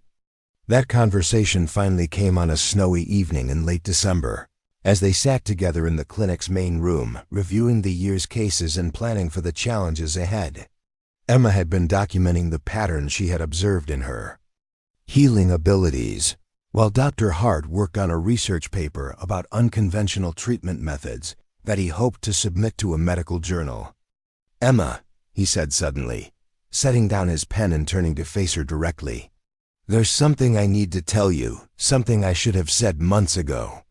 Emma looked up from her notes, noting the serious expression on his face and the way his hands seemed to be trembling slightly. "What is it, Samuel?" "When you first arrived in Millbrook, you were just a displaced nurse seeking temporary employment," he began carefully. "But somewhere along the way, you became essential to everything I care about. Not just the medical practice, but my life itself." Emma felt her heart begin to race, sensing that the conversation she had been hoping for and dreading in equal measure was finally at hand. "Samuel, let me finish," he interrupted gently. "I know your gift comes with risks and responsibilities that most people couldn't understand. I know that your calling as a healer might take you places where I can't follow or demand sacrifices that could put your life in danger. But despite all of that, or perhaps because of it, I've fallen in love with you, Emma Clark."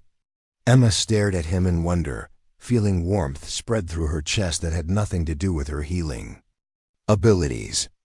"You love me, even knowing what I am, what I can do." "I love you because of what you are," Dr. Hart replied, moving closer to take her hands in his. "Your compassion, your courage, your willingness to suffer so that others might be healed. These are the qualities that make you the most remarkable woman I've ever known." Emma felt tears sliding down her cheeks as she absorbed the full meaning of his words. For so many years, she had believed that her gift made her too dangerous, too strange for normal human connection. The scandal in Boston had convinced her that anyone who learned her secret would eventually turn away in fear or disgust. But Samuel Hart was offering something she had never dared hope for: complete acceptance and love. "I love you too," she whispered, amazed by how natural the words felt. "I've loved you for months, but I was afraid to hope that you could care for someone like me." Dr. Hart's answer was to lean forward and kiss her gently, a kiss that tasted of shared challenges overcome and promises for the future. When they finally broke apart, Emma saw in his gray eyes a reflection of her own joy and determination. "What happens now?" she asked, still hardly daring to believe that this conversation was real. "Now we continue the work we've been doing together," Dr. Hart replied. "Healing the sick, caring for this community, exploring the full potential of your remarkable abilities. And we do it as partners in every sense of the word, if you'll have me." Emma's answer was another kiss, longer and deeper than the first, sealing a partnership that had been forged in the crucible of medical crises and tempered by months of growing trust and affection. Spring came early to Millbrook that year, bringing with it a steady stream of patients who had heard of Emma's healing abilities and traveled great distances seeking her help. Emma and Dr. Hart, now openly acknowledged as partners in both medicine and life, worked together to establish a formal clinic that could accommodate the growing demand for their services. They were married on a warm day in May, with the entire town of Millbrook in attendance and patients they had helped over the months, offering their blessings and gratitude. Lucy Hart served as Emma's maid of honor, having become the sister Emma had never had, while Father Torres performed the ceremony. With obvious joy at uniting two people whose dedication to healing others served as an inspiration to the entire community. Emma's wedding gift to Samuel was a detailed journal documenting her healing abilities, complete with observations about their limits, risks, and potential applications. Samuel's gift to Emma was a research proposal for a formal study of unconventional healing methods with plans to present their findings to medical colleges and hospitals throughout New England. "We're going to change how the world understands healing itself," he told her as they danced at their wedding reception, held in the town square under strings of lanterns that turned the evening into something magical. "We're going to help as many people as we can," Emma replied, her head resting against his shoulder as they swayed to music provided by a small ensemble of local musicians. Together, as the evening wound down and the last of the wedding guests departed, Emma and Samuel stood together on the porch of their clinic, looking out over the town that had become their home. Emma's journey from disgraced nurse to beloved healer had been marked by challenges and sacrifices that would have broken a lesser person, but it had also brought her to a life of purpose and love beyond anything she could have imagined. "No regrets?" Samuel asked, his arm around her waist as they watched the first stars appear in the darkening sky. Emma considered the question seriously. She thought of the pain she had absorbed over the months, the illnesses she had drawn into, her own body, the constant awareness of others' suffering that was the price of her gift. She thought of the patients she hadn't been able to save, the desperate family she had been forced to turn away, the limitations that would always define her abilities.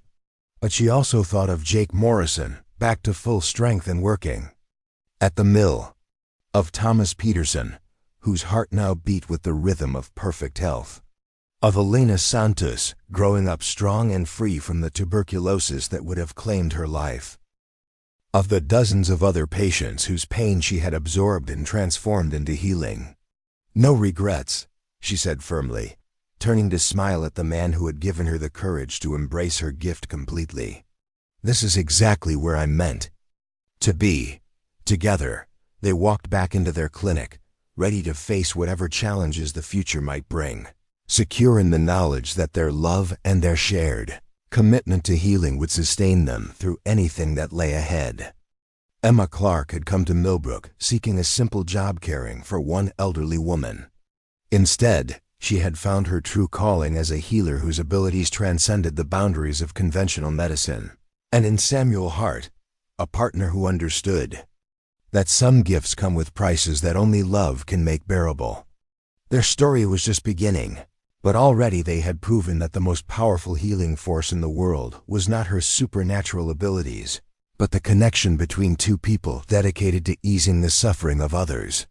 The decision Emma faced with Thomas Peterson's failing heart would define not only his future but the entire trajectory of her life in Millbrook. As she placed her hands over his chest, feeling the erratic flutter of cardiac muscle that had grown weak from decades of strain, she understood that this healing would require everything she had learned about her abilities and more. The accumulated damage of years could not be undone with gentle touches or partial absorption of pain. This would demand complete surrender to her gift, regardless of the consequences to her own well-being. "I need absolute quiet," Emma told Mrs. Peterson, who hovered anxiously at the bedside. "And Samuel, please monitor both of us carefully. If my condition becomes critical, you must make whatever medical decisions you think best, even if it means stopping the healing process." Dr. Hart positioned himself where he could observe both patients, his medical bag open and ready with emergency supplies. His gray eyes reflected deep concern, mixed with professional fascination, as he prepared to witness the most complex healing Emma had ever attempted. The bond between them had grown strong enough that he could sense her determination, even as he feared for her safety. Emma closed her eyes and opened her consciousness fully to Thomas Peterson's cardiovascular system. What she encountered there was decades of accumulated damage that painted a complete picture of a hard-working man's physical decline. Scarred tissue from multiple heart attacks, arteries narrowed by cholesterol deposits and inflammation, electrical pathways disrupted by chronic stress and insufficient medical care. The heart muscle itself had grown enlarged and weakened, struggling to pump blood through a system that could barely support life. To heal all of it would require Emma to absorb not just Thomas's current crisis, but the entire progression of his heart disease.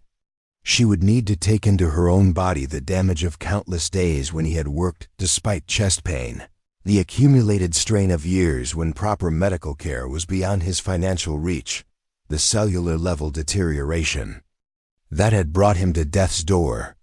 The moment Emma began the transfer, pain exploded through her chest with an intensity that nearly broke her concentration. It felt as if someone had driven a red-hot spike through her heart, followed immediately by the crushing sensation of a weight that made breathing almost impossible. Her own heartbeat became chaotic, alternating between racing frantically and stopping for terrifying seconds that left her gasping for air. But even as Emma's body absorbed the full impact of Thomas's heart disease, she could sense his condition beginning to stabilize in ways that defied medical explanation. His labored breathing grew easier, his color shifted from gray to pink, and the irregular flutter in his chest settled into a stronger, more consistent rhythm. His pulse is strengthening remarkably, Dr. Hart reported, though his voice carried growing alarm as he observed Emma's deteriorating condition. The arrhythmia is resolving, but Emma, your own heart rate is becoming dangerously unstable. Emma could feel her cardiovascular system struggling to process the massive trauma she was absorbing. Years of cardiac damage were compressed into hours of intense suffering that tested the limits of what her body could endure. She experienced phantom heart attacks, the searing pain of arterial blockages, the suffocating sensation of a heart too weak to sustain life. Yet beneath the agony, she could sense something remarkable happening. Her healing ability wasn't just absorbing Thomas's disease, it was actively reconstructing the damaged tissue. She could feel arteries widening as cholesterol deposits dissolved, scar tissue regenerating into healthy muscle, electrical pathways re-establishing their proper connections throughout the cardiac system. It was as if her consciousness had become a blueprint for perfect cardiovascular health, guiding Thomas's heart back to a condition it hadn't known for decades. The healing process required every ounce of Emma's will and concentration. She had to maintain the delicate balance between absorbing enough damage to allow Thomas's recovery while preventing her own system from being overwhelmed by trauma that could prove fatal. It was like trying to hold back a flood with her bare hands while simultaneously channeling the water into useful irrigation channels. Hours passed in a haze of transferred pain and guided regeneration. Mrs. Peterson alternated between watching her husband's miraculous improvement and praying fervently for the woman who was sacrificing her health to save his life. Dr. Hart never left Emma's side, providing what medical support he could while documenting the impossible transformation taking place before his eyes. "Thomas is asking for water," Mrs. Peterson reported with wonder in her voice. "He says the crushing pain in his chest has completely disappeared. Dr. Hart, his color is better than I've seen in years." Emma maintained her connection with Thomas's healing process until she felt confident that the regeneration was complete and self-sustaining. When she finally released her hold on his cardiac system, she collapsed backward against the pillows, her own heart racing with dangerous arrhythmia and her body racked by phantom symptoms of every stage of heart disease. She had absorbed. "Emma, look at me," Dr. Hart commanded, his physician's training taking over as he assessed her critical condition. "Your pulse is erratic, your breathing is shallow, and you're showing signs of cardiac distress. I need to examine you immediately." But even as Dr. Hart spoke his concerns, Emma could feel her body beginning its mysterious recovery process. The transferred heart disease was already starting to fade from her system, her natural resilience working to process and eliminate the absorbed trauma with impossible efficiency. It was a phenomenon that continued to amaze her, the way her body seemed capable of transforming others' suffering into something that could be safely eliminated. "I'll be all right," Emma whispered, though speaking required significant effort. "The symptoms always fade once the healing is complete. How is Thomas?" Dr. Hart turned his attention to their patient, conducting an examination that revealed the full extent of the miraculous transformation. Thomas Peterson sat up in bed with ease that would have been unthinkable hours earlier, his breathing deep and unlabored, his skin a healthy pink color. When Dr. Hart listened to his chest with his stethoscope, he found the strong, steady heartbeat of a man decades younger. "This defies every principle of cardiac medicine I was taught," Dr. Hart murmured, shaking his head in amazement. "Thomas, your heart sounds completely regenerated. Not just stabilized or improved, but actually restored to a condition I haven't observed in you for 20 years. Thomas flexed his arms and took deep breaths, marveling at the absence of the chest pain and shortness of breath that had plagued him for so long. "I feel stronger than I have since I was a young man, Dr. Hart. Whatever Miss Clark did for me, it's given me my life back." The snowstorm continued throughout the night, making the return journey to Millbrook impossible until morning. Emma spent the night in the Peterson spare room, with Dr. Hart maintaining a careful vigil to ensure her recovery proceeded normally. By dawn, her condition had stabilized enough for travel, though she remained weak and pale from the enormous effort of healing such extensive cardiac damage. Word of Thomas Peterson's miraculous recovery spread through Millbrook like wildfire, carried by neighbors who had expected to help prepare for a funeral and instead witnessed what many described as divine intervention. The story grew with each telling, transforming Emma from a skilled nurse into something approaching a legendary figure whose touch could reverse even the most advanced diseases. "People are calling you a saint," Lucy Hart informed Emma a few days later as she slowly resumed her duties at the clinic. "Mrs. Collins told me that half the congregation at Sunday service was praying for your health and thanking God for sending you to Millbrook." Emma looked up from the medical supplies she was organizing, a task that had become therapeutic in its familiar routine. "I'm just a nurse with an unusual ability, Lucy. What happened with Thomas was something I had to do. Not because I'm particularly holy, but because I couldn't stand by and watch a good man die when I might be able to help him." "That's exactly what makes you special," Dr. Hart interjected, entering the clinic with an armload of mail that had arrived on the morning train. "Your willingness to sacrifice your own well-being for others' benefit, even when the personal cost could be fatal."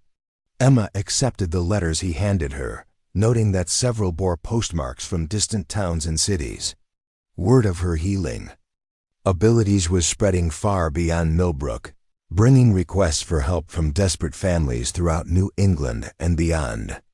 Each letter represented someone's suffering, someone's hope that she might be able to provide healing when conventional medicine had failed. "There's a letter from Boston," Dr. Hart observed, studying the envelope with interest. "From Massachusetts General Hospital, addressed to you specifically." Emma felt her heart skip as she recognized the official letterhead of the hospital where her career had been destroyed by accusations she couldn't properly defend.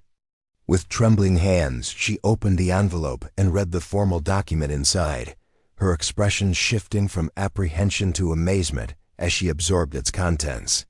"It's from Dr. Pemberton," she said quietly, referring to the chief of staff, who had orchestrated her dismissal. "He's requesting that I return to Boston to consult on several cases that have proven resistant to conventional treatment. He says they've received reports of my work in Vermont and would like to discuss the possibility of establishing a research program to study unconventional healing methods." Dr. Hart's eyebrows rose in surprise. "The same Dr. Pemberton who accused you of unprofessional conduct and had you dismissed?" "The very same." Emma's voice carried a mixture of irony and vindication. "It seems that desperate times have led to more open minds." He mentioned several patients, including young Timothy Fletcher, who has been asking about the nurse who helped him recover from tuberculosis. The letter represented a complete reversal of fortune, An acknowledgement from the medical establishment that had once rejected her, that her methods might have value after all. But as Emma considered the implications of returning to Boston, she realized that her feelings about her former life had changed completely. "What will you tell them?" Dr. Hart asked, though his tone suggested he already suspected her answer. "That my place is here, with the people who need me and accepted me when I had nowhere else to go," Emma replied without hesitation. Boston had its chance to embrace unconventional healing. Millbrook gave me the opportunity to develop my abilities in an environment of support and understanding. Dr. Hart's smile conveyed both relief and admiration. "The people of this town are fortunate to have you, Emma. Your decision to stay will literally be a matter of life and death for some of them." As winter deepened into its harshest phase, Emma and Dr. Hart worked together to manage the increasing demand for her healing services, while protecting her health from the cumulative effects of repeated trauma absorption. They developed careful protocols that limited the amount of suffering she took on in any single session, with mandatory rest periods between major healings to allow her body time to process and eliminate absorbed ailments. The challenge came in choosing which cases deserved her intervention. Every day brought new requests for help, from parents whose children suffered from incurable diseases to elderly patients whose bodies were failing in ways that conventional medicine couldn't address. Emma's empathetic nature made it almost impossible to turn anyone away, but the physical toll of using her abilities repeatedly was becoming unsustainable. "You can't heal everyone who comes to you," Dr. Hart reminded her one evening as they reviewed a particularly heartbreaking request from a family whose young son had been diagnosed with a brain tumor. "Your gift is precious precisely because it's limited. We need to use it strategically, focusing on cases where your intervention can make the greatest difference." Emma nodded, understanding the logic of his argument even as her heart broke for the family she would have to disappoint. "I've been thinking about that, Samuel. Perhaps there's a way to extend my abilities, to train others to work with me in channeling healing energy. Not everyone has my particular gift, but there might be people who could learn to assist in the process." The idea intrigued Dr. Hart from both medical and practical perspectives. If Emma could teach others to share in the burden of healing, it might allow her to help more people while protecting her own health from the accumulated effects of repeated trauma absorption. They began experimenting with techniques that involved multiple healers working together, with mixed but encouraging results. Lucy Hart proved to be surprisingly receptive to learning basic healing techniques, though she lacked her brother's medical training and Emma's supernatural abilities. Father Torres, whose deep faith and compassionate nature made him a natural healer, showed remarkable aptitude for providing emotional and spiritual support that seemed to enhance Emma's physical healing processes. "It's as if healing is contagious," Lucy observed after assisting with several patient treatments. "When I'm in the room while Emma works, I can almost feel the positive energy flowing between all of us. The patients seem to respond better when there are multiple people focused on their well-being." Emma found this observation fascinating and began to develop theories about the nature of healing that went far beyond her individual abilities. Perhaps what she had always thought of as her personal gift was actually a manifestation of something larger, a healing energy that could be accessed and directed by anyone with sufficient compassion and training. These explorations were interrupted in late February by the arrival of an unexpected visitor who would test everything Emma thought she understood about her abilities and their origins. Dr. Margaret Thorne from Harvard Medical School appeared at the clinic on a bitter cold morning, accompanied by 2 assistants and carrying official credentials that identified her as a researcher specializing in unusual medical phenomena. "Miss Clark, I've traveled from Boston specifically to meet with you," Dr. Thorne announced without preamble. "I've been investigating reports of miraculous healings in rural areas, and your work here in Millbrook has attracted considerable attention from the medical community." Emma felt a familiar flutter of apprehension at the arrival of another authority figure from the world of conventional medicine. Dr. Thorne was an imposing woman in her 50s, with steel-gray hair pulled back in a severe bun and piercing blue eyes that seemed to miss nothing. Her manner was brisk and professional, but Emma detected an underlying intensity that suggested personal investment in her research. "What exactly do you want to know?" Emma asked carefully, conscious that her response might determine whether this encounter would be supportive or hostile. "I want to understand how you accomplish healing results that conventional medicine considers impossible," Dr. Thorne replied, producing a thick folder of documents. "I have detailed reports of your cases, including medical records from before and after your interventions. The improvements in patient conditions are documented and undeniable, but the methods by which you achieve them remain unexplained." Dr. Hart joined the conversation, his protective instincts activated by the formal nature of Dr. Thorne's inquiry. "Miss Clark's methods are unorthodox but consistently effective. We maintain detailed records of all treatments and outcomes." "I'm sure you do, Dr. Hart, and I commend your thoroughness," Dr. Thorne replied, though her attention remained focused on Emma. "But what I'm interested in goes beyond documentation. I want to observe your healing process directly, to understand the mechanisms by which you achieve these remarkable results." Emma exchanged glances with Dr. Hart, recognizing both opportunity and danger in Dr. Thorne's request.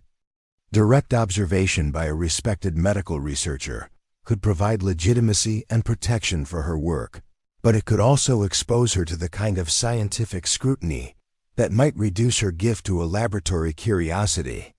"Before I agree to any observation, I need to understand your intentions," Emma said firmly. "Are you here to study my methods in order to support them, or to debunk them as some form of medical fraud?" Dr. Thorne's expression softened slightly, revealing something more personal beneath her professional demeanor. "Miss Clark, 3 months ago my own daughter nearly died from scarlet fever. The finest physicians in Boston could do nothing for her condition, and I was preparing to lose the most precious thing in my life. Then I received a letter from a colleague describing the miraculous recovery of a child you had treated for the same disease." Emma felt her empathetic senses picking up waves of maternal anguish and desperate hope radiating from Dr. Thorne. "Your daughter survived?" "She made a complete recovery within days of the fever reaching its crisis point, without any medical intervention that could explain such rapid healing." Dr. Thorne's voice carried wonder mixed with scientific puzzlement. "I came here not to debunk your methods, Miss Clark, but to understand them well enough that they might be taught to other healers. The world needs more people capable of accomplishing what you do." The sincerity in Dr. Thorne's voice convinced Emma to agree to the observation, though with careful conditions designed to protect both her patient's privacy and her own well-being. Over the following days, Dr. Thorne witnessed several healing sessions, documenting everything she observed with meticulous scientific precision. "The physiological changes in your patients during treatment are measurable and dramatic," Dr. Thorne reported after observing Emma work with a young man suffering from chronic pneumonia. "Heart rate stabilization, improved breathing patterns, reduced inflammation markers, all occurring at rates that challenge our understanding of biological healing processes." More intriguingly, Dr. Thorne's instruments detected subtle energy patterns during Emma's healing sessions, electromagnetic fluctuations that seemed to correlate with the intensity and effectiveness of the treatments. "There's definitely something measurable happening here," she concluded. "Energy transfer of some kind, though the mechanisms remain mysterious." Emma found Dr. Thorne's scientific approach both validating and slightly unsettling. Having her gift reduced to electromagnetic readings and physiological measurements felt like trying to capture music in a butterfly net. Possible, but somehow missing the essential nature of what was being studied. "The energy you're measuring is just the physical manifestation," Emma explained during one of their discussions. "The real healing comes from empathy, from truly feeling another person's pain and being willing to take it into yourself. The electromagnetic patterns are just the body's way of expressing that deeper connection. Dr. Thorne nodded thoughtfully, making notes in her leather-bound journal. You're describing healing as fundamentally relational rather than purely medical. The connection between healer and patient seems to be as important as any physical technique. More important, Emma corrected.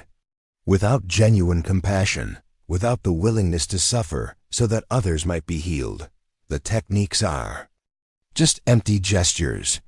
That's why I don't think my abilities can be easily taught or replicated. They require a fundamental commitment to placing others' well-being above your own. As spring arrived in Millbrook, bringing warmer weather and the first green shoots of new growth, Emma found herself reflecting on the journey that had brought her to this small Vermont town. What had begun as a desperate flight from professional disgrace had become a calling that gave meaning and purpose to every day of her life. Dr. Thorne completed her research and returned to Boston with detailed documentation of Emma's healing methods, promising to use her findings to advocate for more open-minded approaches to unconventional medicine within the academic community. Her departure left Emma feeling both validated and relieved, glad for the scientific recognition, but happy to return to the simpler rhythms of caring for Millbrook's residents. You've changed how the medical world thinks about healing itself, Dr. Hart told her as they walked through the town on a warm May evening. Dr. Thorne's research will be published in medical journals, presented at conferences, discussed in lecture halls throughout the country. Your gift will inspire a new generation of healers to look beyond conventional treatments. Emma smiled, watching children play in the town square while their parents visited with neighbors in the gentle twilight. I'm glad if my work can help others, but honestly, I'm most grateful for what it's given me. A place to belong, work that matters, and Dr. Hart prompted, stopping beside the gazebo where a small band was setting up for the evening's community concert. And you, Emma finished, turning to face him directly. Samuel, I know we've never spoken of it openly, but what's grown between us over these months, it's become as important to me as the healing work itself. Dr. Hart's gray eyes reflected the soft light of the gas lamps that were just being lit along the street. Emma, you must know how I feel about you. Your courage, your compassion, your willingness to sacrifice for others, these qualities have made me love you in ways I never expected to experience. Emma felt warmth spread through her chest at his words, a sensation entirely separate from her healing abilities. I love you too, Samuel. I've loved you for months, but I was afraid that my gift might make a normal relationship impossible.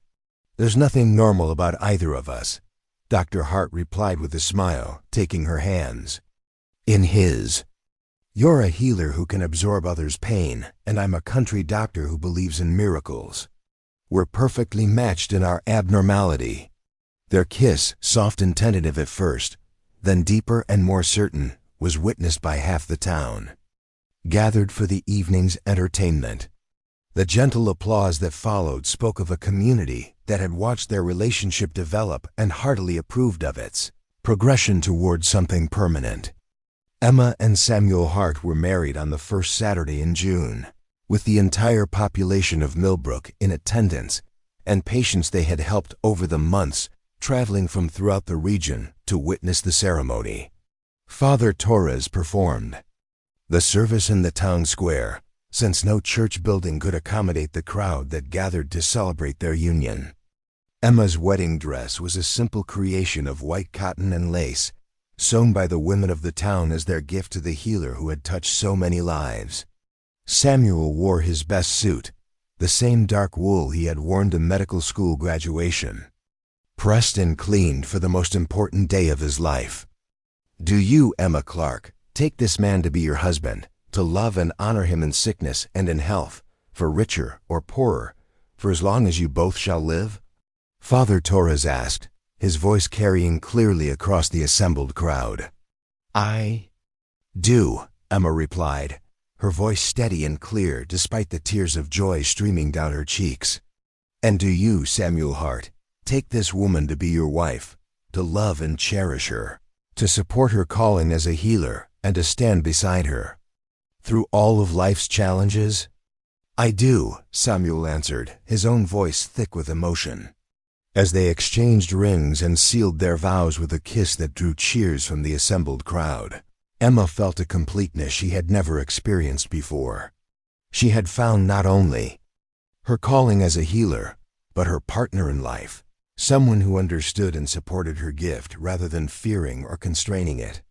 Their honeymoon was spent establishing the formal healing clinic they had been planning for months, a facility that could accommodate the growing demand for Emma's services while providing proper medical support and documentation for her work. The new building, funded by donations from grateful patients and their families, included specialized treatment rooms, a research library, and living quarters for the Hart family. "We're going to change how the world understands healing," Samuel told Emma as they stood together in their new clinic, watching the sunset paint the mountains in shades of gold and purple. "Your gift, combined with proper medical support and scientific documentation, will revolutionize treatment for conditions that conventional medicine can't address." "We're going to help as many people as we can," Emma replied, her head resting against his shoulder as they planned their future together. "And we're going to do it as partners, sharing both the burdens and the rewards of this calling." As their first year of marriage progressed, Emma and Samuel established a rhythm that balanced her extraordinary healing abilities with the practical demands of running a medical practice. They developed techniques for managing the physical toll of her gift, created protocols for selecting cases that would benefit most from her intervention, and began training other healers who could assist in the work. Lucy Hart proved to be invaluable as both a medical assistant and a coordinator for the steady stream of patients who traveled to Millbrook seeking Emma's help. Her natural empathy and organizational skills made her perfect for screening cases and preparing patients for treatment. "I may not have Emma's supernatural abilities," Lucy told a group of visiting medical students, "but I've learned that healing involves far more than just addressing physical symptoms. The emotional and spiritual preparation of patients is just as important as any medical technique." Father Torres established a support network that provided counseling and spiritual guidance for patients and their families, recognizing that healing often required addressing not just physical ailments, but the fear, despair, and hopelessness that accompanied serious illness. "Emma heals the body," he explained to those who questioned his involvement in medical treatment. "But healing the spirit is equally important. When people believe in the possibility of recovery, when they feel supported and loved, the body's own healing processes work more effectively." As word of the Millbrook Healing Clinic spread throughout New England and beyond, Emma found herself at the center of a quiet revolution in medical thinking. Patients who had been declared incurable by conventional medicine made pilgrimages to the small Vermont town, often returning home with renewed health and hope. Dr. Thorne's research, published in several prestigious medical journals, lent scientific credibility to Emma's work, while inspiring other researchers to investigate the connections between empathy, emotional support, and physical healing. Medical schools began incorporating courses on unconventional treatment methods, and a new generation of physicians emerged who were more open to possibilities beyond traditional pharmaceutical and surgical interventions. "You've started something that will outlive us both," Samuel told Emma one evening as they reviewed letters from doctors around the world who were experimenting with healing techniques inspired by her work. "The ripple effects of what you've accomplished here will be felt for generations." Emma looked up from a letter she had been reading, written by a physician in London who was reporting remarkable success treating tuberculosis patients with methods based on her documented techniques. "I never intended to start a movement, Samuel. I just wanted to help people who were suffering." "That's exactly why it's been so successful," Samuel replied, moving to sit beside her on their small sofa. Your motives were pure from the beginning. You weren't seeking fame or recognition, just trying to use your gift to ease others' pain. That authenticity is what makes people trust you, what makes other healers want to learn from your example. As their second year of marriage began, Emma faced the greatest test yet of her commitment to her healing calling. A devastating outbreak of influenza swept through the industrial cities of New England, overwhelming hospitals and claiming thousands of lives. Desperate medical authorities, remembering Dr. Thorne's research and the documented success of the Millbrook Clinic, formally requested Emma's assistance in treating the most critical cases. They're asking me to come to Boston to work with patients whose conditions are beyond conventional treatment, Emma told Samuel as she finished reading the official request from the Massachusetts Department of Public Health. They're offering complete support, unlimited resources, and full authority to use whatever methods I think will be most effective. Samuel studied the document, noting the signatures of medical officials who had once dismissed Emma's work as quackery. This is remarkable, Emma. The same establishment that drove you from Boston is now begging for your help. The question is whether I can make a difference on that scale, Emma replied, her voice carrying uncertainty. I've always worked with individual patients, taking their suffering into myself and processing it gradually. But an epidemic involves hundreds or thousands of people. I don't know if my abilities can handle that magnitude of pain and illness. Samuel took her hands in his, offering the steady support that had sustained her through every challenge since her arrival in Millbrook. You don't have to take on the entire epidemic yourself, Emma, but if you can save even a few lives, if you can demonstrate healing methods that other doctors can learn and apply, the impact could be enormous. Emma nodded slowly, recognizing both the opportunity and the responsibility the request represented. I'll need a team. Lucy to help coordinate care, Father Torres to provide spiritual support, Dr. Thorne to document everything we do. And most importantly, I'll need you beside me to keep me grounded and protect me from overextending myself. Of course, Samuel replied without hesitation. We've been partners from the beginning, and that's not changing now. Their journey to Boston in the autumn of Emma's second year in Millbrook felt like a return to a completely different world. The city that had once rejected her abilities now welcomed her with official recognition and desperate hope.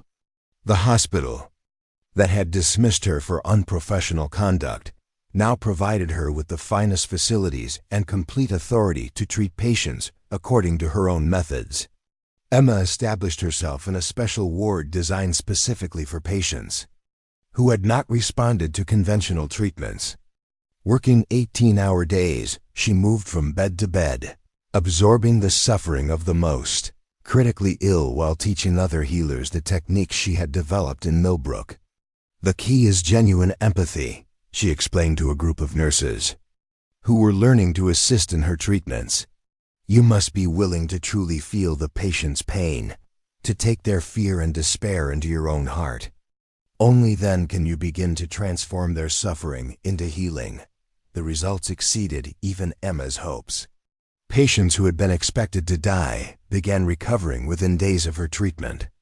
More importantly, the nurses and doctors who worked with her began developing their own abilities to provide comfort and healing through methods that went beyond conventional medicine.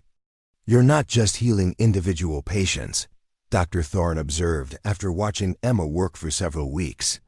You're teaching an entirely new approach to medicine, one that recognizes the healer's emotional and spiritual connection with those they treat. Emma's work in Boston during the influenza epidemic established her reputation as one of the most important medical innovators of her generation. But more than fame or recognition, it confirmed her understanding of her true calling. She was not just a healer of individual ailments, but a teacher and inspiration for others who wanted to serve humanity through compassionate medicine. When the epidemic finally subsided, Emma and Samuel returned to Millbrook with renewed appreciation. for the community that had nurtured her gifts and supported her journey from disgrace to triumph. The small Vermont town had given her the space and encouragement to discover her true potential, and it remained the place where she felt most at home. "I've been offered positions at hospitals throughout the country," Emma told the gathered townspeople at a welcome home celebration. "But there's nowhere I'd rather be than here, with the people who believed in me when I had nothing to offer but hope and determination." The years that followed brought continued growth and recognition for Emma's healing methods. The Millbrook Healing Clinic became a destination for patients from around the world, while also serving as a training center for healers who wanted to learn her techniques. Medical schools sent students to observe her work, and her documented methods were incorporated into textbooks that influenced an entire generation of physicians. Emma's marriage to Samuel deepened with each shared challenge and triumph. They became true partners in every sense, combining her extraordinary healing abilities with his medical knowledge and steady support. Their love story became as legendary as her healing work, proof that the most powerful medicine was often the connection between two people committed to easing others' suffering. As Emma approached her 40th birthday, she reflected on the journey that had brought her from a disgraced nurse fleeing scandal in Boston to one of the most respected healers in the world. The gift that had once seemed like a curse had become the source of purpose, meaning, and deep fulfillment. "Do you ever wonder what would have happened if Mrs. Whitmore hadn't died?" Samuel asked one evening as they sat together on the porch of their home behind the clinic, watching the sunset paint the mountains in brilliant colors. Emma considered the question, thinking of the path not taken, the conventional life she might have lived as a private nurse in a wealthy household. "I think everything happened exactly as it was meant to," she replied. "The disappointments and setbacks that brought me to Millbrook weren't obstacles to overcome. They were guidance toward my true calling. And now? Now I understand that healing isn't just about curing disease or mending injuries," Emma said, reaching for his hand. "It's about transforming suffering into hope, taking pain into yourself and releasing it as compassion. That's what we do here, Samuel. We teach people that love is the most powerful medicine, and that sometimes the greatest healing comes from simply being willing to share another person's burden."